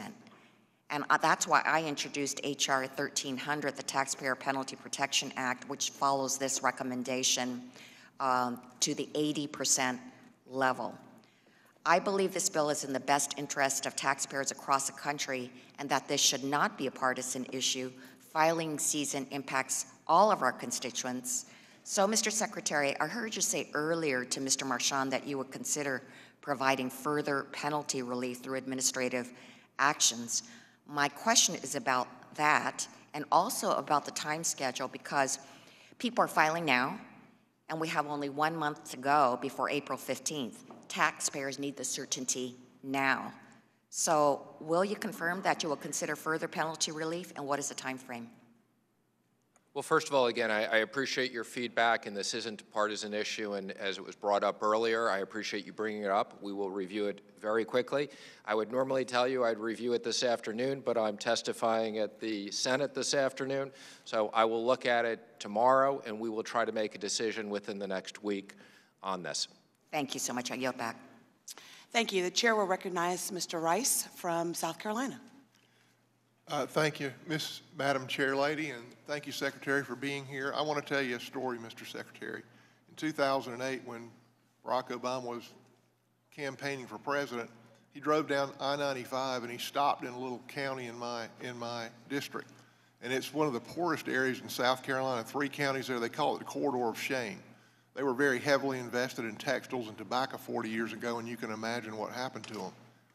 And when the president stopped there, he put a little girl on his knee and decried the poverty and that we needed to do something. It was a beautiful speech. But guess what? Nothing happened in the 8 years of his presidency. I want to tell you that Marion County, right next to that, is the poorest county in South Carolina. 57% African American, 28% live in poverty, twice the South Carolina average. This is a real story for real people. When President Barack Obama left office in December 2016, 9.6% unemployment in Marion County. 18 months later, a year and a half after President Trump took office, and we had passed this Tax Cuts and Jobs Act, and we had the opportunity zones, and we had a new piece of infrastructure in Dillon County, the unemployment rate in Marion County dropped from 9.6% to 4.8%. That's half in 18 months. That is a remarkable success for people who desperately, desperately needed it. At this point, we have more jobs open than we have people to take them. People who have suffered generational poverty, who never believed that this land of opportunity provided opportunity for them, now are coming back into the workforce, and everyone who does is a win. They're recognizing that they have a chance at the American dream. We're engaging educators and pastors to bring people together to help them see that opportunity is for them. Barack Obama gave a great speech. Donald Trump is fixing the problem. Thank you, Mr. Secretary. Now, we can't stay where we are. I believe that the reason why American workers suffered for so long is because our economy, our economic policies were not competitive. We've made our tax code competitive. We've got to fix our unbalanced trade agreements that are balanced against American workers. Please keep pushing for the revised NAFTA and our new deal with China. We need infrastructure. Our workers, if they're going to compete on the world stage, they've got to have world-class infrastructure. And we need to shift from family-based to skill-based immigration. If we can get these things done, we will see upward movement in GDP growth for a sustained period and a sustained golden age of opportunity for American workers. Thank you, Mr. Secretary. The chair now recognizes myself for 3 minutes of questioning. Mr. Secretary, I wanted to follow up on the line of questioning regarding the opportunity zones. I think that we're all agreed that it presents a wonderful opportunity for us to invest in distressed communities. Mr. Kelly asked about the second tranche of rules and regulations, and you didn't give a specific time frame, and I was wondering if you could give us a thought as to when we can get finalized rules. There are several opportunity zones in my district that we'd love to take advantage of, but many of the private investors want to know specifically how they're going to, how opportunity zones, the credits will actually benefit them. So can you talk a little bit about when we can get final rules so that people can have more specificity? So first of all, thank you for your focus on this, and I can assure you I am as focused on this on you. I ask my team every day, where are they? As I said, the next tranche is going through a review. I hope this is a matter of weeks that we can get these out. So I just want to stress that I think that this is a tremendous bipartisan opportunity to really affect communities, vulnerable communities in our nation, and people really want more specifics before they actually invest. So. Thank you very much, and I can assure you this is on the top of my list when we have tax meetings every day. And the other thing is that I know that in January, my colleagues and I sent a bipartisan, bicameral letter raising a number of issues about the Opportunity Zones programs that remain unsettled. One was about data accountability, and that was addressed a little bit by Mr. Kine in your response. I just want to make sure that that the focus is on having matrix that will actually get to whether or not communities, those communities actually benefited, the impact of the investment on the communities, in particular unemployment, but also what do you call it, ancillary things that actually can spawn from economic development. So I will work with my colleague, Mr. Kine, in helping to draft a letter of the kinds of matrix and the kinds of data accountability I think that would be necessary in order to make this really a win-win for the community as well as for the investors. Good, and let me just assure you that the only reason why those haven't come out is because we didn't want to rush through them. We want to have the proper reporting, and those aren't critical for people starting investments. So whether those come out next week or in 6 months. True, but you know how investors are. We have time to get it right. They'd like to get more. But we'll work with you very closely. Thank you. The other question I had that's been asked of me, is there an opportunity to examine whether or not we can do additional designations? Since the governors had to designate prior to actually the rules coming out, has there been any thought as to whether or not additional areas could be designated? We don't believe we have any legal authority to allow for additional designations at this time, but if that is something that is important, we would obviously work with you and the committee to pass appropriate legislation and be supportive of that. Thank you. The next will go to Mr. Schweikert of Arizona. Thank you, Madam Chairwoman. I appreciate, just because of the having to run back and forth and vote on the floor. I want to run through just a couple things. First, opportunity zones. This is as much for the staff. For those of us from Arizona, with our tribal communities, you can't end up with having ownership of the underlying land, so you have the leasehold interest. It does make some of the mechanisms a little trickier, maybe having to use tax book basis. So I appreciate you listening to our concerns on that.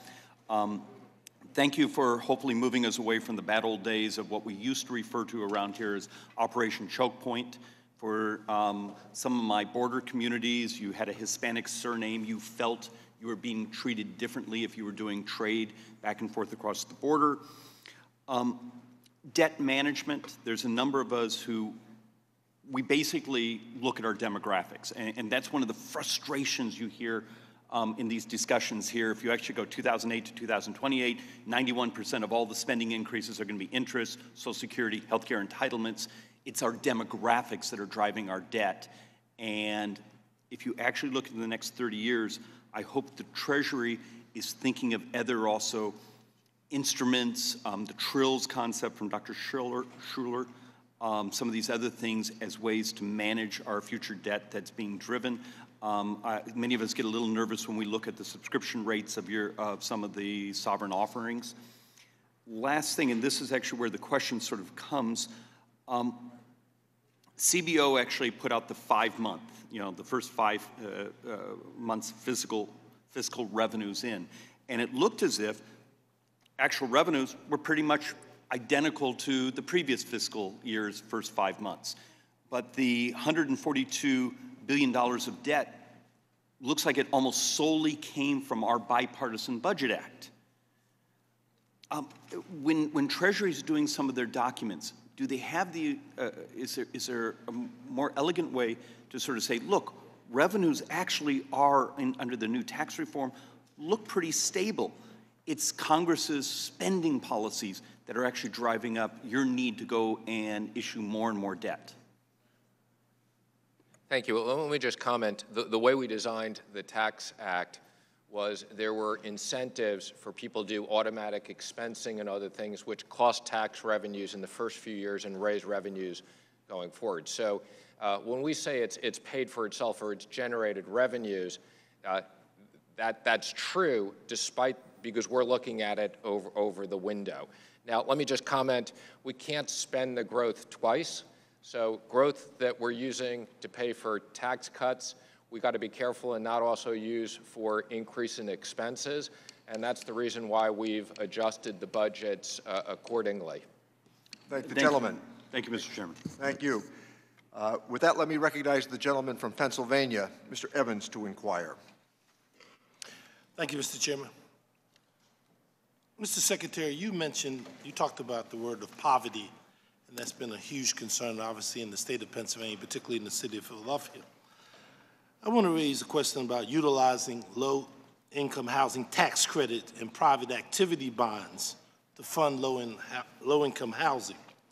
I'd like to know your thoughts on fixing the low-income housing tax credit at 4% while either removing the cap on private activity bonds or having expired cap funds go back into the pool. Mr. Evans, I'd be happy to follow up with you in your office to go through the specifics and your ideas what we should do on that. We'd be open-minded to looking at your suggestions. Okay. Second question, I want to kind of follow up a little bit on the issue regarding opportunity zones. Obviously that is a great concept. However, it appears in understanding that although well-intended, wealthy investors often benefit the most because benefits are limited to capital gains. Investors are not always focused on the best use. So how can we make it so that we can see more benefits targeted to the areas which was originally intended to benefit opportunity zones? Well, Mr. Evans, I think as I said before, we're very excited about opportunity zones and particularly areas where we think there's going to be a lot of interest, not only in real estate, but more importantly, companies starting and companies growing in those areas. So we look forward to working with you on appropriate areas in your area, but we think there will be a lot of money that's incentivized, and we look forward to working with you. Would you also see around the issue of the opportunity zones being able to have a direct benefit towards housing in any way? I think that housing is a very appropriate area that will benefit from it. You also talked about the element of mentioning the aspect of poverty, which I totally agree that we need to do. So I think that is absolutely the challenge that we face in this country. It's sort of like the two tiers of communities that we have. So I want you to go back a little bit in a very specific way from this administration. You mentioned the tax package, you mentioned trade. Any other kind of specific ways that you have specifically on addressing the question around poverty? Does she want to do it? Well, I think within Treasury, we're looking at a lot of issues around financial literacy, opportunities within communities. We have different advisory groups. Yesterday, I met with many people on this issue. We look forward to working with you and getting your ideas and how we can address it. It's a very important issue. We also think that making sure within these communities we address the appropriate regulation and the appropriate opportunity for job creation. Thank you, Mr. Chairman. And with that, as the gentlelady takes her seat, we would recognize Ms. Moore from Wisconsin to inquire. Thank you so much, Mr. Chairman, and welcome back, Secretary Mnuchin. I just wanted to make sure that I heard your testimony correctly. You say that that this tax cut has really put families on a great path. We've doubled the standard deduction, that businesses are creating new jobs, and there's been great economic growth. Is that your testimony? I believe that's correct. All right. Well, I just want to ask unanimous consent to enter into the record some of the media stories compiled by the Americans for Tax Fairness. And can I offer? Without objection, those will be entered into the record. Thank you so much. Secretary Mnuchin, I am wondering, we've doubled the standard deduction. You know, your claims is that families are going to be better off. But you mentioned in your testimony that the budget is going to continue to push our economy forward. So I'm wondering how the cuts in Medicaid, Medicare, cuts in Social Security to disabled people who are trying to work, the elimination of the Social Services Block Grant Fund, huge cuts. How will the doubling the standard deduction, eliminating Medicaid expansion, how will a struggling family of taxpayers benefit with the combination of the tax cut, which gave them double the standard deduction, and the elimination of these other safety net initiatives? How do you see that working with your theory of families being better off? Well, I think families are better off because of the tax cuts. They have more money in their pockets. Well, we see tax, excuse me, my time. Growing wages. We have tax cuts, Can I at least finish? like $20 extra.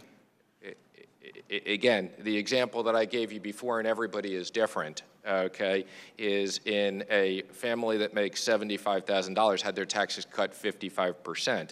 I believe the average tax across the board was lower than that. Reclaiming my time, sir. I'm not talking about a family making $75,000 a year. I want to talk about the families that are struggling in the middle class. How does cutting these other benefits they might need, Obamacare, how will they benefit from this tax cut? I'm going to respect your reclaiming your time because the last time I got into a video on that. That's exactly right. That's how it started.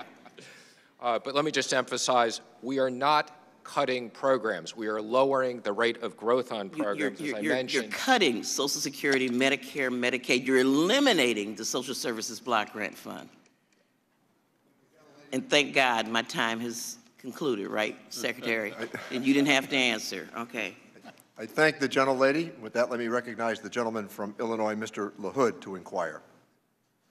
Thank you, Mr. Chairman, and thank you, Mr. Secretary, for being here and for your service to our country. I just want to say, I didn't mean to say yes to, your time was over. I was saying yes to my reclaiming my time thing, so I apologize for that.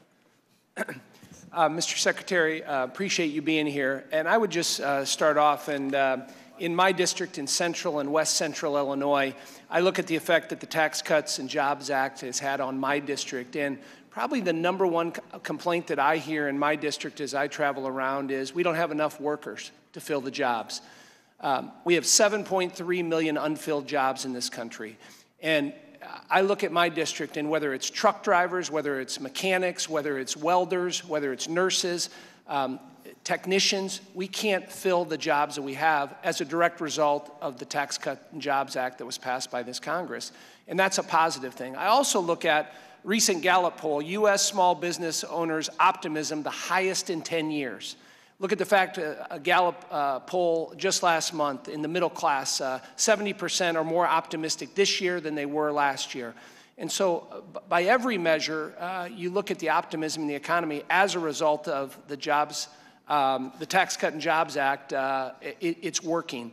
And so question for you on filling that jobs gap out there, skilled labor, career technical education. Can you talk a little bit about what the administration is looking at so that we can fill these jobs and educate folks for, so that we can keep this economy moving?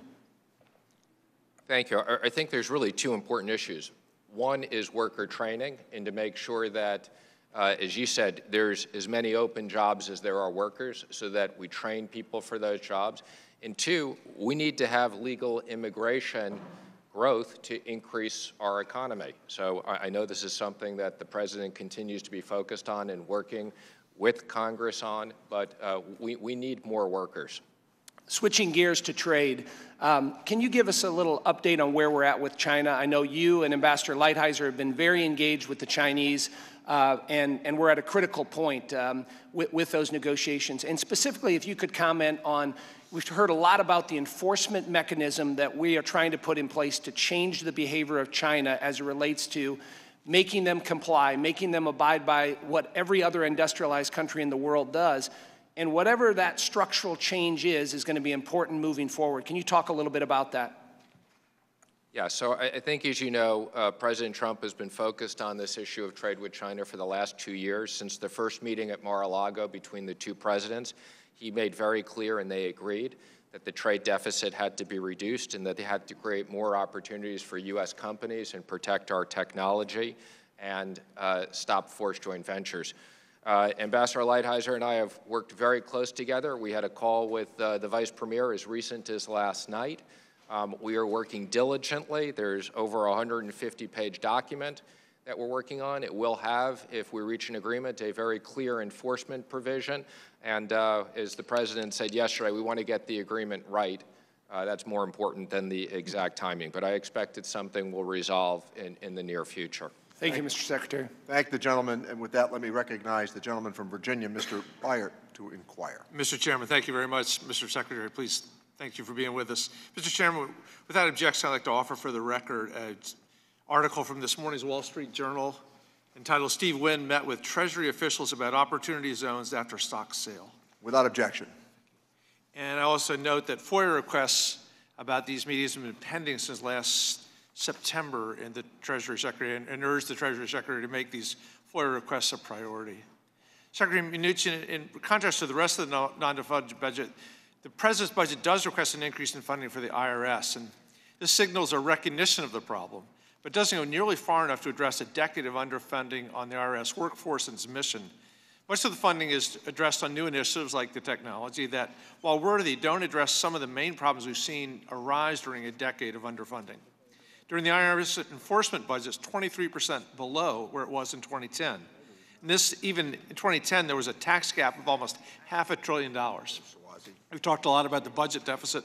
That $500 billion per year would go a long way. And that's just 2010 numbers.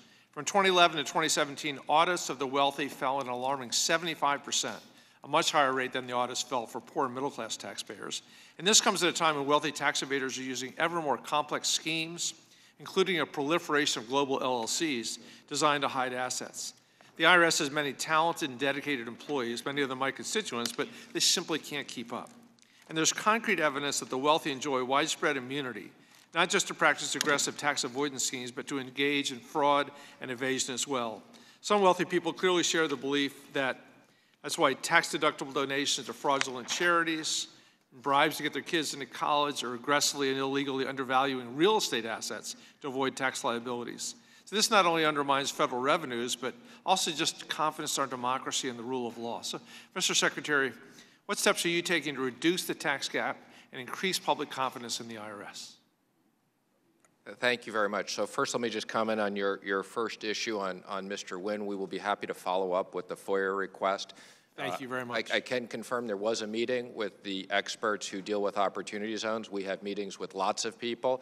I think I stopped in for literally 2 minutes to say hello. That was not a meeting that was scheduled with me, but I can assure you this was a normal meeting like we meet with other people. And now, in regards, the tax gap, please. In regards to the IRS funding, I very much appreciate a major priority for me is technology and upgrading the technology. I think, as you know, we had an issue this year on tax day with the technology.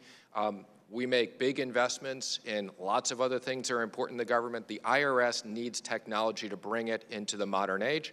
And compliance in shrinking the tax gap, in my opinion, updated technology is the #1 way for us to accomplish that.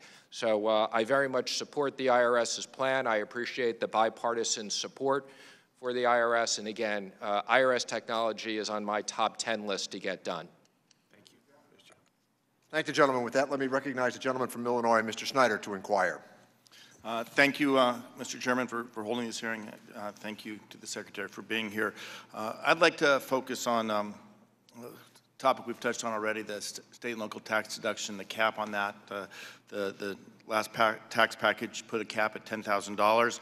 We had a earlier discussion of does that affect middle-class families? Well, in my state, Illinois, it does affect middle-class families. In my district, roughly 42% of all tax filers are impacted by this, and the average in Lake County, one of the counties I represent, is more than $18,000 in state and local taxes because Lake County has a reputation of comparatively high property taxes. This is affecting working middle-class families who are struggling to make ends meet. I take it a step further and say that it's a double taxation. They're being taxed on the taxes they're already paying to fund their schools, their local communities, the operations of our state. 11 million households nationwide are affected by this. As I mentioned, in Illinois, this is a disproportionate impact. I hear from constituents everywhere I go that this is really having a harmful effect on their ability to make ends meet and take care of their families. So my question for you is basically this. What do you say to these middle-class families who were promised a tax break by the president, but who are in fact experiencing a tax increase, a reduction in their refunds, et cetera? Well, Mr. Schneider, first of all, let me acknowledge, okay, we are carefully looking at the impact on SALT on the appropriate states as to what the impact is on these economies, because these economies are a large component of U.S. growth. So it is something that we are monitoring carefully.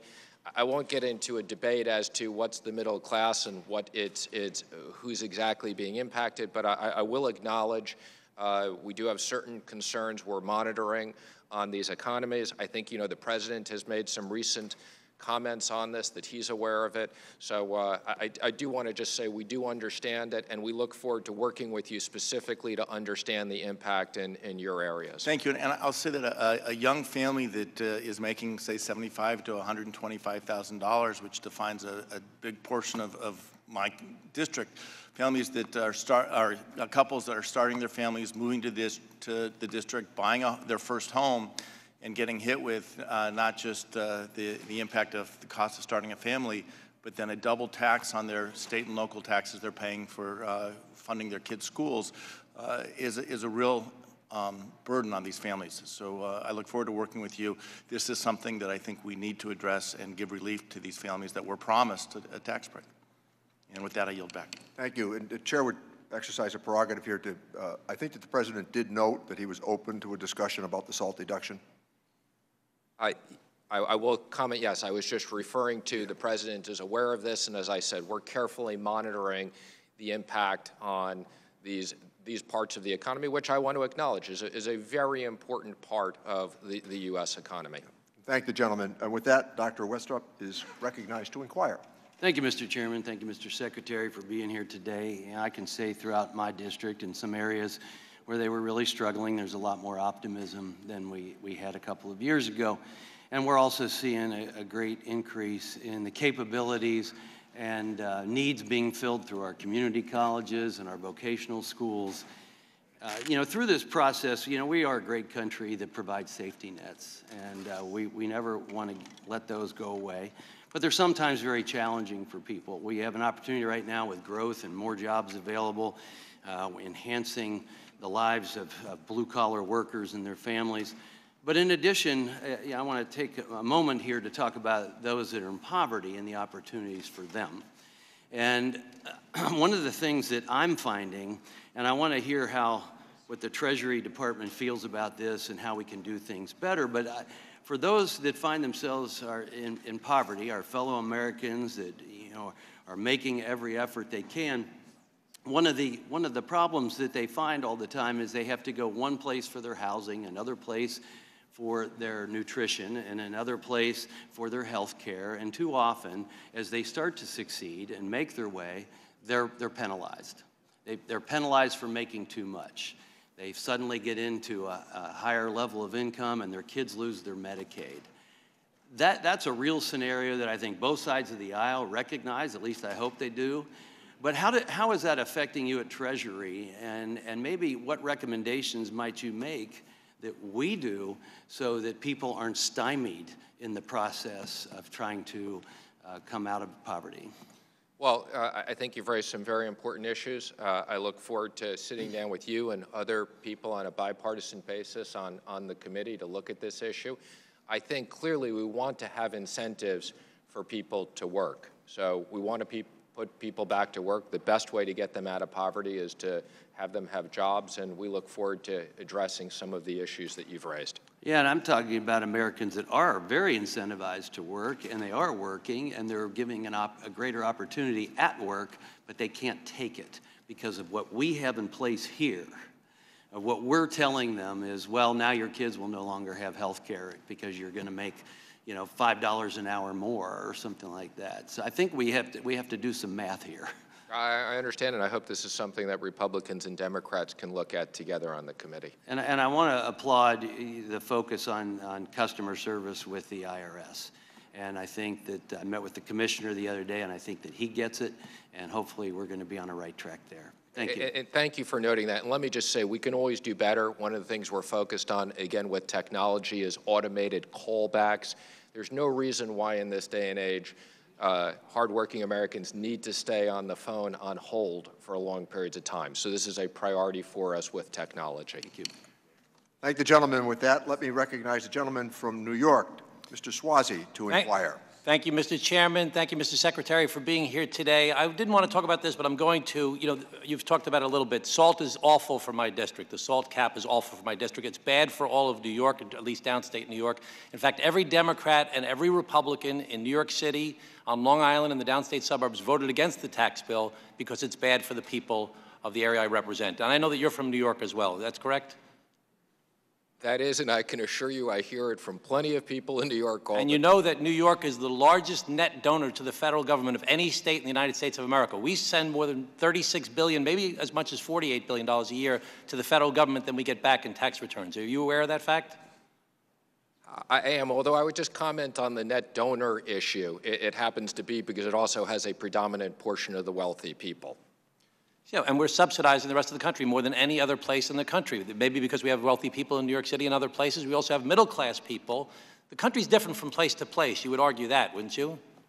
I wouldn't. Again, let me acknowledge I appreciate the issue, the SALT issue, as I've said. So if somebody's making $150,000 in some places in the country, they're doing great. But if they're making $150,000 between a husband and a wife in my district, you're actually facing a tough time because of your high cost of your home value, because of the high cost of your property taxes, the cost of living. You understand that based upon your personal experience, don't you? I do indeed. Okay, so we've got to try and address that. Now, Mr. Secretary, in June of last year, you said the new postcard size Form 1040 is designed to simplify and expedite filing tax returns, providing much needed relief to hardworking taxpayers. This is a copy of the postcard that was used for a lot of the press that the Republicans and the administration were using, saying how much easier it was going to be for people. Now, we've asked for a report. The staff of Ways and Means has asked for a report that's been issued about how well the postcard's working out, and we haven't been able to get that report. Do you think we can get that report from you? So again, I understand from my staff that we sent you back a response yesterday. It was a response with the comments. We want the actual report. Can we get that report? I'm aware of, you do want the report. We are getting the report to you quickly. The report is in draft. Our preference would be to wait until— We'd like to see the draft of the report. Then I believe that we are accommodating that. We're working with the chairman on that, but I understand the request. Let me just point out, Mr. Secretary, thank you so much. Nina Olson, who's the National Taxpayer Advocate, gave testimony a week or two ago and said there's a 200% increase, in the errors that taxpayers are filing. Are you aware of that? I'm not aware of that statistic, no. It's a 200%. This is an independent person who's been working for 18 years as an independent person. She says there's a 200% increase in the errors in taxpayers' forms. I understand who she is, and I look forward to hearing the— She also testified that people have to wait 17 minutes before someone picks up the phone, and only 18% of taxpayers' calls are actually answered. Are you aware of that fact?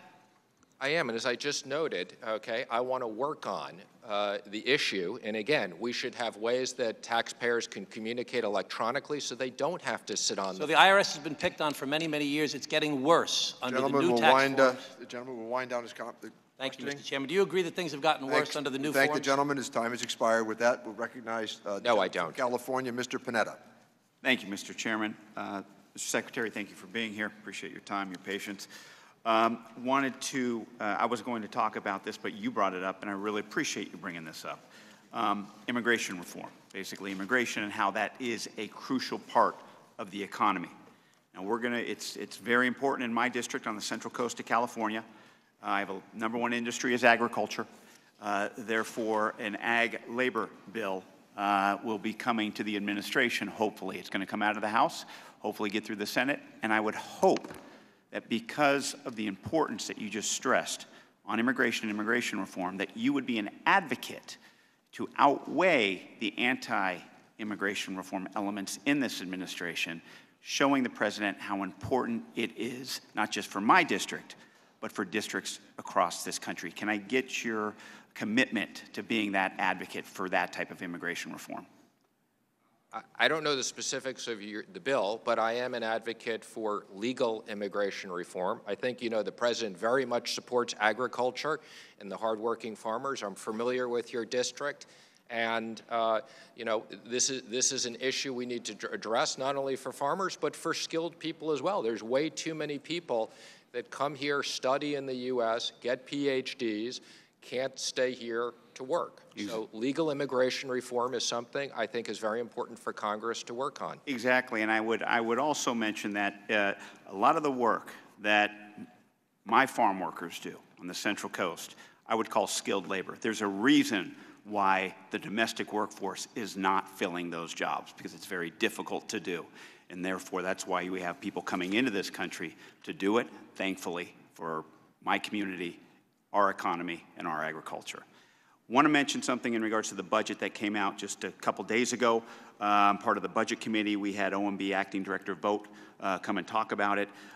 It claims to reduce the debt as a percent of GDP to 71% by 2029. However, according to a nonpartisan Committee for a Responsible Federal Budget, without the growth assumptions in the budget, it would show debt reaching roughly 87% of the GDP by 2029, or adding $2.2 trillion to the budget, at more than the budget claims. Do you have any, does the administration have any independent or nonpartisan estimates of your policies that justify the 3% growth rate? So the 3% growth rate is done by the combination of the Troika, the Council of Economic Advisors, our economics group, and OMB. But let me just comment. You know, we look at 10-year budgets, okay? I encourage this is something, we're not making a 10-year commitment on spending, and I do think the right way to look at debt is a percentage of relative to GDP, and I encourage Congress to look at over the next 10 years. If we have the growth, we'll spend the money. If we don't have that type of growth, Congress doesn't have to make the commitment to spend the money. Thank you, Mr. Secretary. Thank you, Mr. Chairman. Thank the gentleman. With that, let me recognize the gentleman from Texas, Mr. Arrington, to inquire. Thank you, Mr. Chairman. Thank you, Mr. Secretary, for your leadership. Thank you for working with us to put pro-growth, free market, pro-ag, pro-energy, pro-small business, pro-American worker policies in place, and they're working. They're working because our job creator-in-chief, like many of us, believe that if you get off the backs and out of the way of our entrepreneurs, our innovators, our job creators, they'll do the work. They'll create growth. And jobs are up and wages are up and the performance is really unprecedented. I mean, this is an economic renaissance. This is a great American comeback, and I'm so proud to be a part of it. And not only are those things up that I mentioned, but the American spirit is up. There's hope for a better future. And I can tell you this, in rural America, they feel like their best days are yet to come now that we've taken off the shackles of high taxes and regulations. These are working families, middle-class families, farmers and ranchers and community banks and rural hospitals. These are the guys that bear a disproportionate brunt of big government. And now there's hope. Let me give you some examples. Happy State Bank, little community relationship bank. The employees are happier than they've ever been. $1 million distributed in pay increases and bonuses for non-executives. 40 of their employees have had an increase of 50%. Mike Lambert, my buddy from Idalou, who runs Feed and Things, he has now been able to give guaranteed benefits to 3 of his full-time and 4 of his part-time workers. And he said he had 100 new customers in the first quarter of 18 compared to 17. And he said, please tell Ms. Pelosi, those aren't crumbs to us out here in Idalou, Texas. And then there's the gal from Post, Texas, and she was facing, unfortunately, because her parents died this last year, both in 1 year. She had a ranch that was in the family since 1900. They worked hard, they paid their taxes, they played by the rules, and she was facing millions of dollars in the most unfair, most un-American double tax and the death tax. But because of tax reform, Mr. Ranking Member, thank you for your leadership, she wasn't having to be forced because of government policies to sell that ranch. This is what she said. She said, people in D.C. have no idea how hard we work. We wake up at the crack of dawn to feed cattle. That's no glamorous job, especially to do it alone as a single female. These taxes ruin families and their long-lasting memories working on the farm together. Now, I've heard people say this is a sugar high, Mr. Secretary. Is this a sugar high, or is this just a strong response from a healthier and freer market that was sick and in the ICU from too much government? Would you answer that question for me, please? I don't believe it's a sugar high. We thank the gentleman. With that, let me recognize the gentlelady from Florida, Ms. Murphy, to inquire. Thank you, Mr. Chairman. Mr. Secretary, when it comes to fiscal discipline, the hypocrisy in the administration's budget is almost too much to bear. You know, the president says the budget builds on the tremendous progress we've made to bring federal spending and debt under control, and that we must protect the future generations from Washington's habitual deficit spending. I co-chair the Blue Dog Democrats, and we've been urging fiscal discipline out of both parties because the threat that excessive debts and debt pose to our economy, our security, and our children's future. And yet, in 2017, the Republican Congress passed and the president signed a tax law that CBO projected would increase deficits by $1.5 trillion over the next decade. On a side note, the signature Democratic law, the Affordable Care Act, was projected to reduce deficits by $143 billion over the decade. I put a chart up on the screen. It's a little bit of an eye chart, but I'm sure you're familiar with this. This is a CBO chart about the federal receipts and outlays, deficit and debt. It basically summarizes our fiscal situation. And what I see when I look at this chart is deficits rising, hitting $1 trillion by 2022. These are CBO's projections. Yours are even worse, projecting $1 trillion of deficit during the current fiscal year. And you said in response to a previous question that we should look at debt as a percentage of GDP. And when I look at debt as a percentage of GDP here, I see it rising there as well. That percentage is projected to exceed 80% by 2022, the highest percentage since 1948. So my question to you is this. Can you explain to me where anywhere on this chart you see evidence of the tremendous progress in bringing debt under control that President Trump cited? Point to just a single number or a trend that you think is positive, and please don't pivot to GDP. I want to hear about deficits and debt. Well, first of all, I think I can see the chart, although it's a little bit far. And first, let me just comment. I do think on a bipartisan basis, this is something that people should be looking at, so I appreciate your concerns as debt as a percent of GDP and what we look at the debt over time. I would just comment on a couple of things. First of all, you see on the upper part of the chart where the deficit is a percent of GDP, if I can see this, is kind of in the 7, 8, 9, 10 type of range, which is quite concerning. I would also just highlight in 2017, a major reason for the deficit in 17 was the fact that Congress passed a very large spending increase, which I think, as you know, the president felt like we needed to make an investment in military, and the Democrats required us to have a big increase in non-military spending. But really, the tax bill has really not had a material impact on these numbers on the chart. As I said, it will over the next 10 years one way or another. But I would just encourage people on a bipartisan basis to look at the spending issue. Thank you, and I yield back. Thank the gentlelady. With that, let me recognize the gentleman from Nevada, Mr. Horsford, to inquire.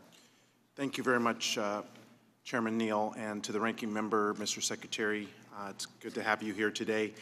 I'm very honored to serve on this committee and as one of the members also on the Budget Committee. And so I have a perspective to see the proposal from the President from both committees. And there are a number of discrepancies and really flat-out contradictions in both areas, in my view. And I'd like to ask a couple of areas. For example, the fantasy economic projection for growth. The fact that we say that there's no impacts to pre-existing condition when it specifically eliminates access to care. The President, in his State of the Union address, talked about eradicating HIV and AIDS, but yet it cuts $1.2 billion to the Center for Disease Control and to NIH.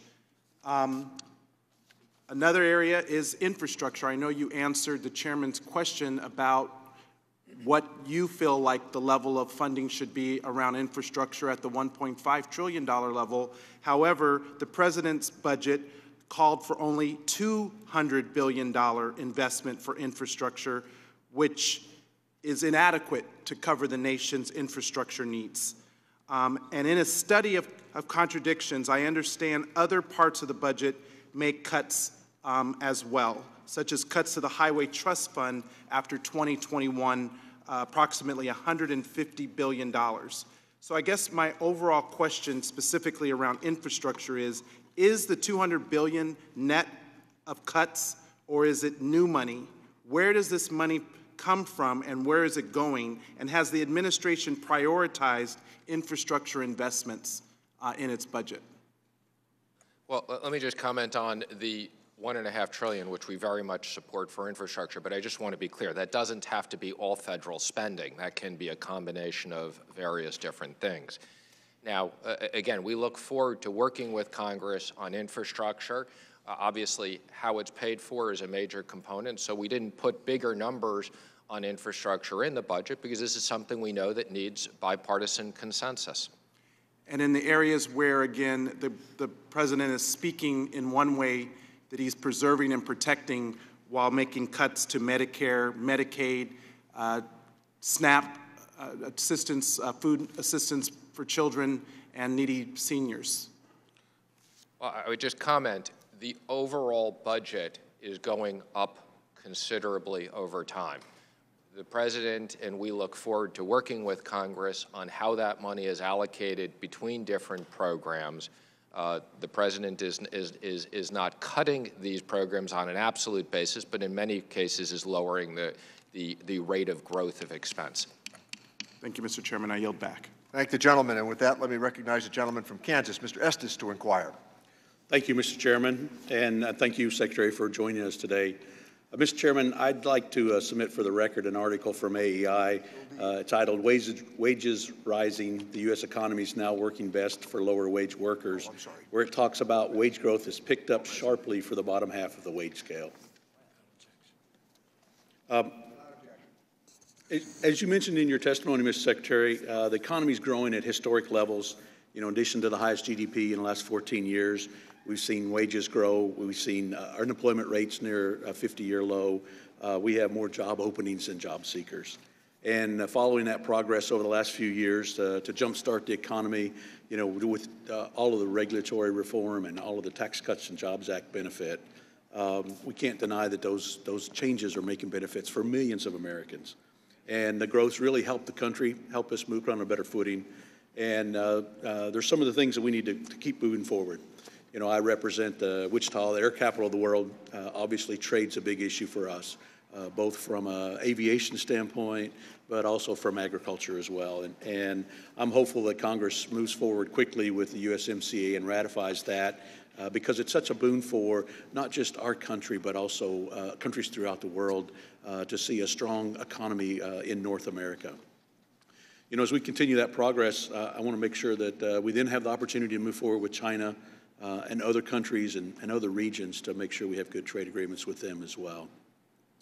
Another area we need to address is our deficit and our debt. And like many people in this committee, I ran because I'm concerned about that. I want to make sure we leave the country better off for our children and grandchildren. And I want to thank you for addressing that on the President's behalf with this budget and some of the folks and some of the focus that you're putting on making sure that that moves forward.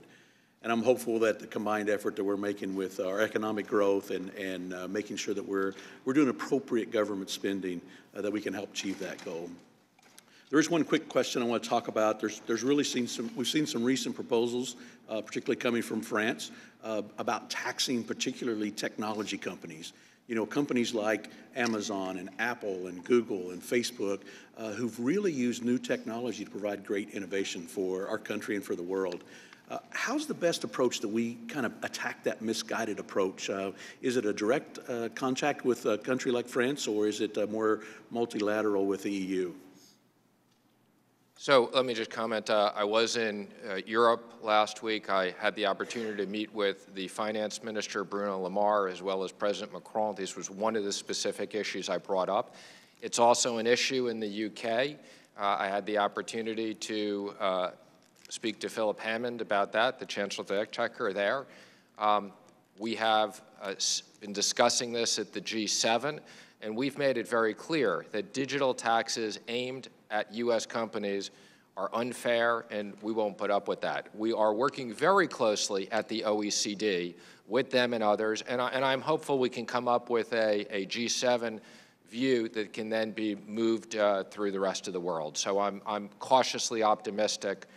We need a combined solution on that.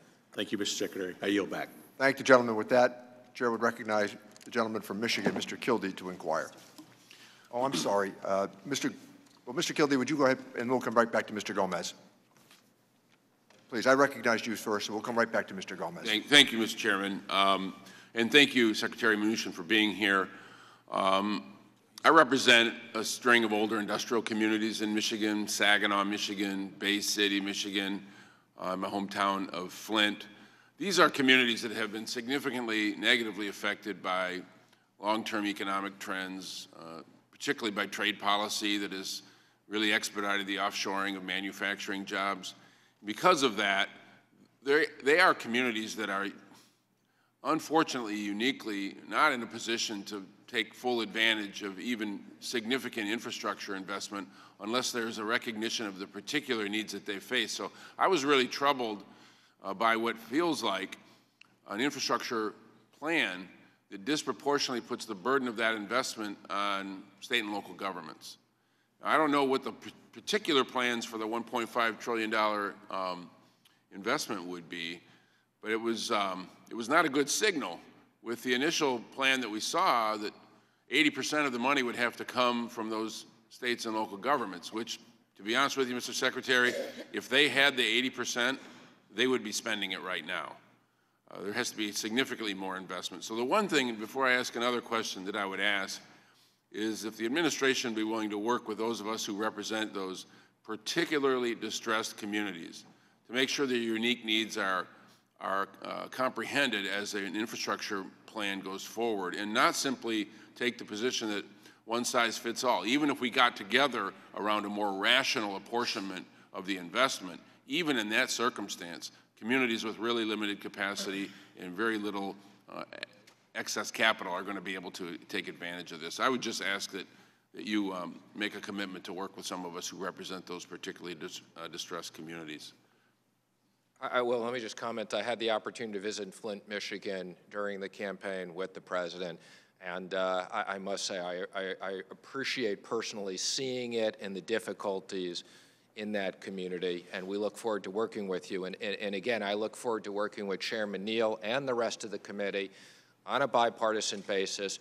We will sit down and listen to your views and try to get a combination of the administration, the House, and the Senate on a bipartisan basis. I appreciate try to pass legislation this year. I appreciate that. I would ask that the President answer my letter and designate someone to work with me on Flint's recovery. The only person he ever mentioned that was our point of contact was Omarosa, and she left about a day after that appointment was made. If I could just make one final point. You know, the notion that tax cuts create growth and then reduce the deficit is one that I understand, but I would suggest that particular investments also can have the effect of reducing the deficit.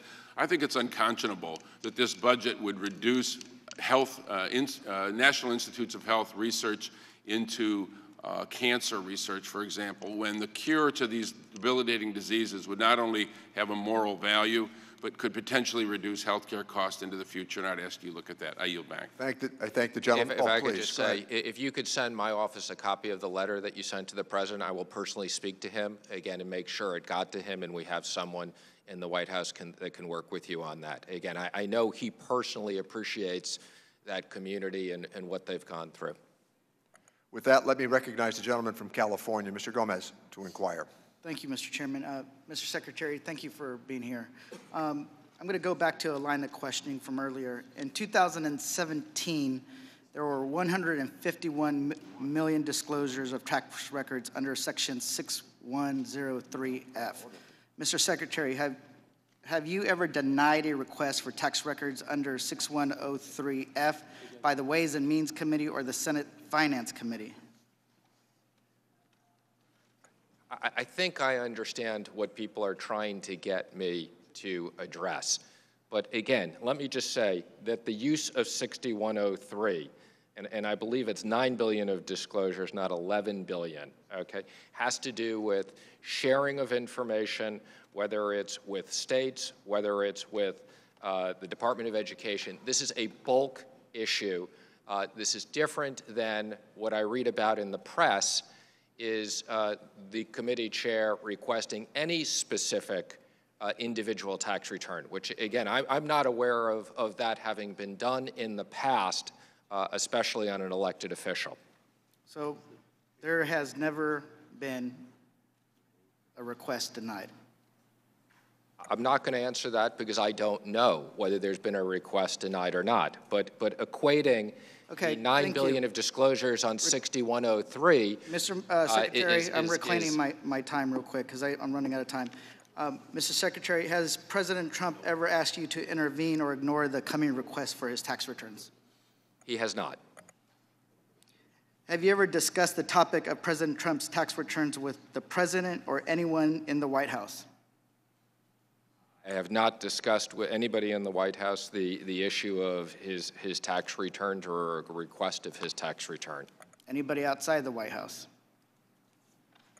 Again, I'm not at liberty to make comments about people outside the White House. I discuss things with one way or another.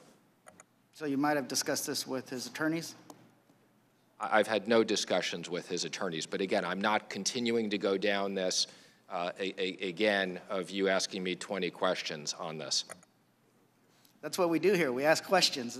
I at least ask questions instead of actually, in all due respect, I take that back. You can ask the questions, and I will try to answer them. But I think what. Well, thank you. I appreciate that. Keep going. No, thank you. I appreciate your responses, Mr. Chairman. I yield back. Thank the gentleman. With that, let me recognize the gentleman from California, Mr. Nunez, to require. Thank you, Mr. Chairman. Secretary, welcome. Thank you for being here. I don't think anyone has talked about the pending agreement with the United States, Mexico, and Canada. The administration has completed that agreement. Where do we stand now in terms of getting that agreement approved by Congress? Thank you for bringing that up. I think this is one of the most important economic issues that is on the table. This agreement is a big step in the right direction that protects everything from workers to farmers to intellectual property to currency. This is the strongest currency provisions. I know that Ambassador Lighthizer has been up here. I would urge Congress, I see no reason why this Congress cannot take this up quickly. So I would urge the chairman, working with the leader and others, to bring this to the floor as quickly as possible. The sooner that this is passed, the better this will be for the U.S. economy. And I can tell you from having been at a bipartisan meeting of governors at the White House recently, there is enormous support from the governors on this legislation. So I look forward to the chairman working with Ambassador Lighthizer and others on this. Thank you, Mr. Secretary. Because as you know, NAFTA was outdated. It needed to be updated. And as far as I can tell from the agreement, many sectors of the economy will have dramatically improved trade capability with Mexico, with Canada, so that we can export more of our products, especially agricultural products, to both Canada and Mexico. Is that correct? Yeah, this is very important to our farmers, both in selling things to Canada and Mexico. And again, I would just urge Congress to take this up as soon as possible. I agree with you, and I hope that we can get this done sooner rather than later. Just to finish up here, Mr. Secretary, a lot of discussion about your budget, and you're up here talking about the administration's budget. Have you compared that yet to the House budget, House of Representatives budget? I haven't on a line-by-line basis. I've been working on our budget, to be honest with you. Well, it's a trick question a little bit, because the House of Representatives doesn't have a budget yet, and I'm not sure, I guess, from what I understand is that the majority is not going to have a budget this year. So budgets are oftentimes never followed, but at least it is a pathway for what the administration believes is the appropriate approach for budgeting over the next 15 years. And the House of Representatives should have a budget also. I would just commend the House on the new rules associated with the debt ceiling on the budget in the House. So I look forward to if they can pass that or pass a clean debt ceiling quickly. Perfect. Thank you, Mr. Chairman. Thank the gentleman, and the chair is prepared to acknowledge that from time to time there are trick questions that take place here.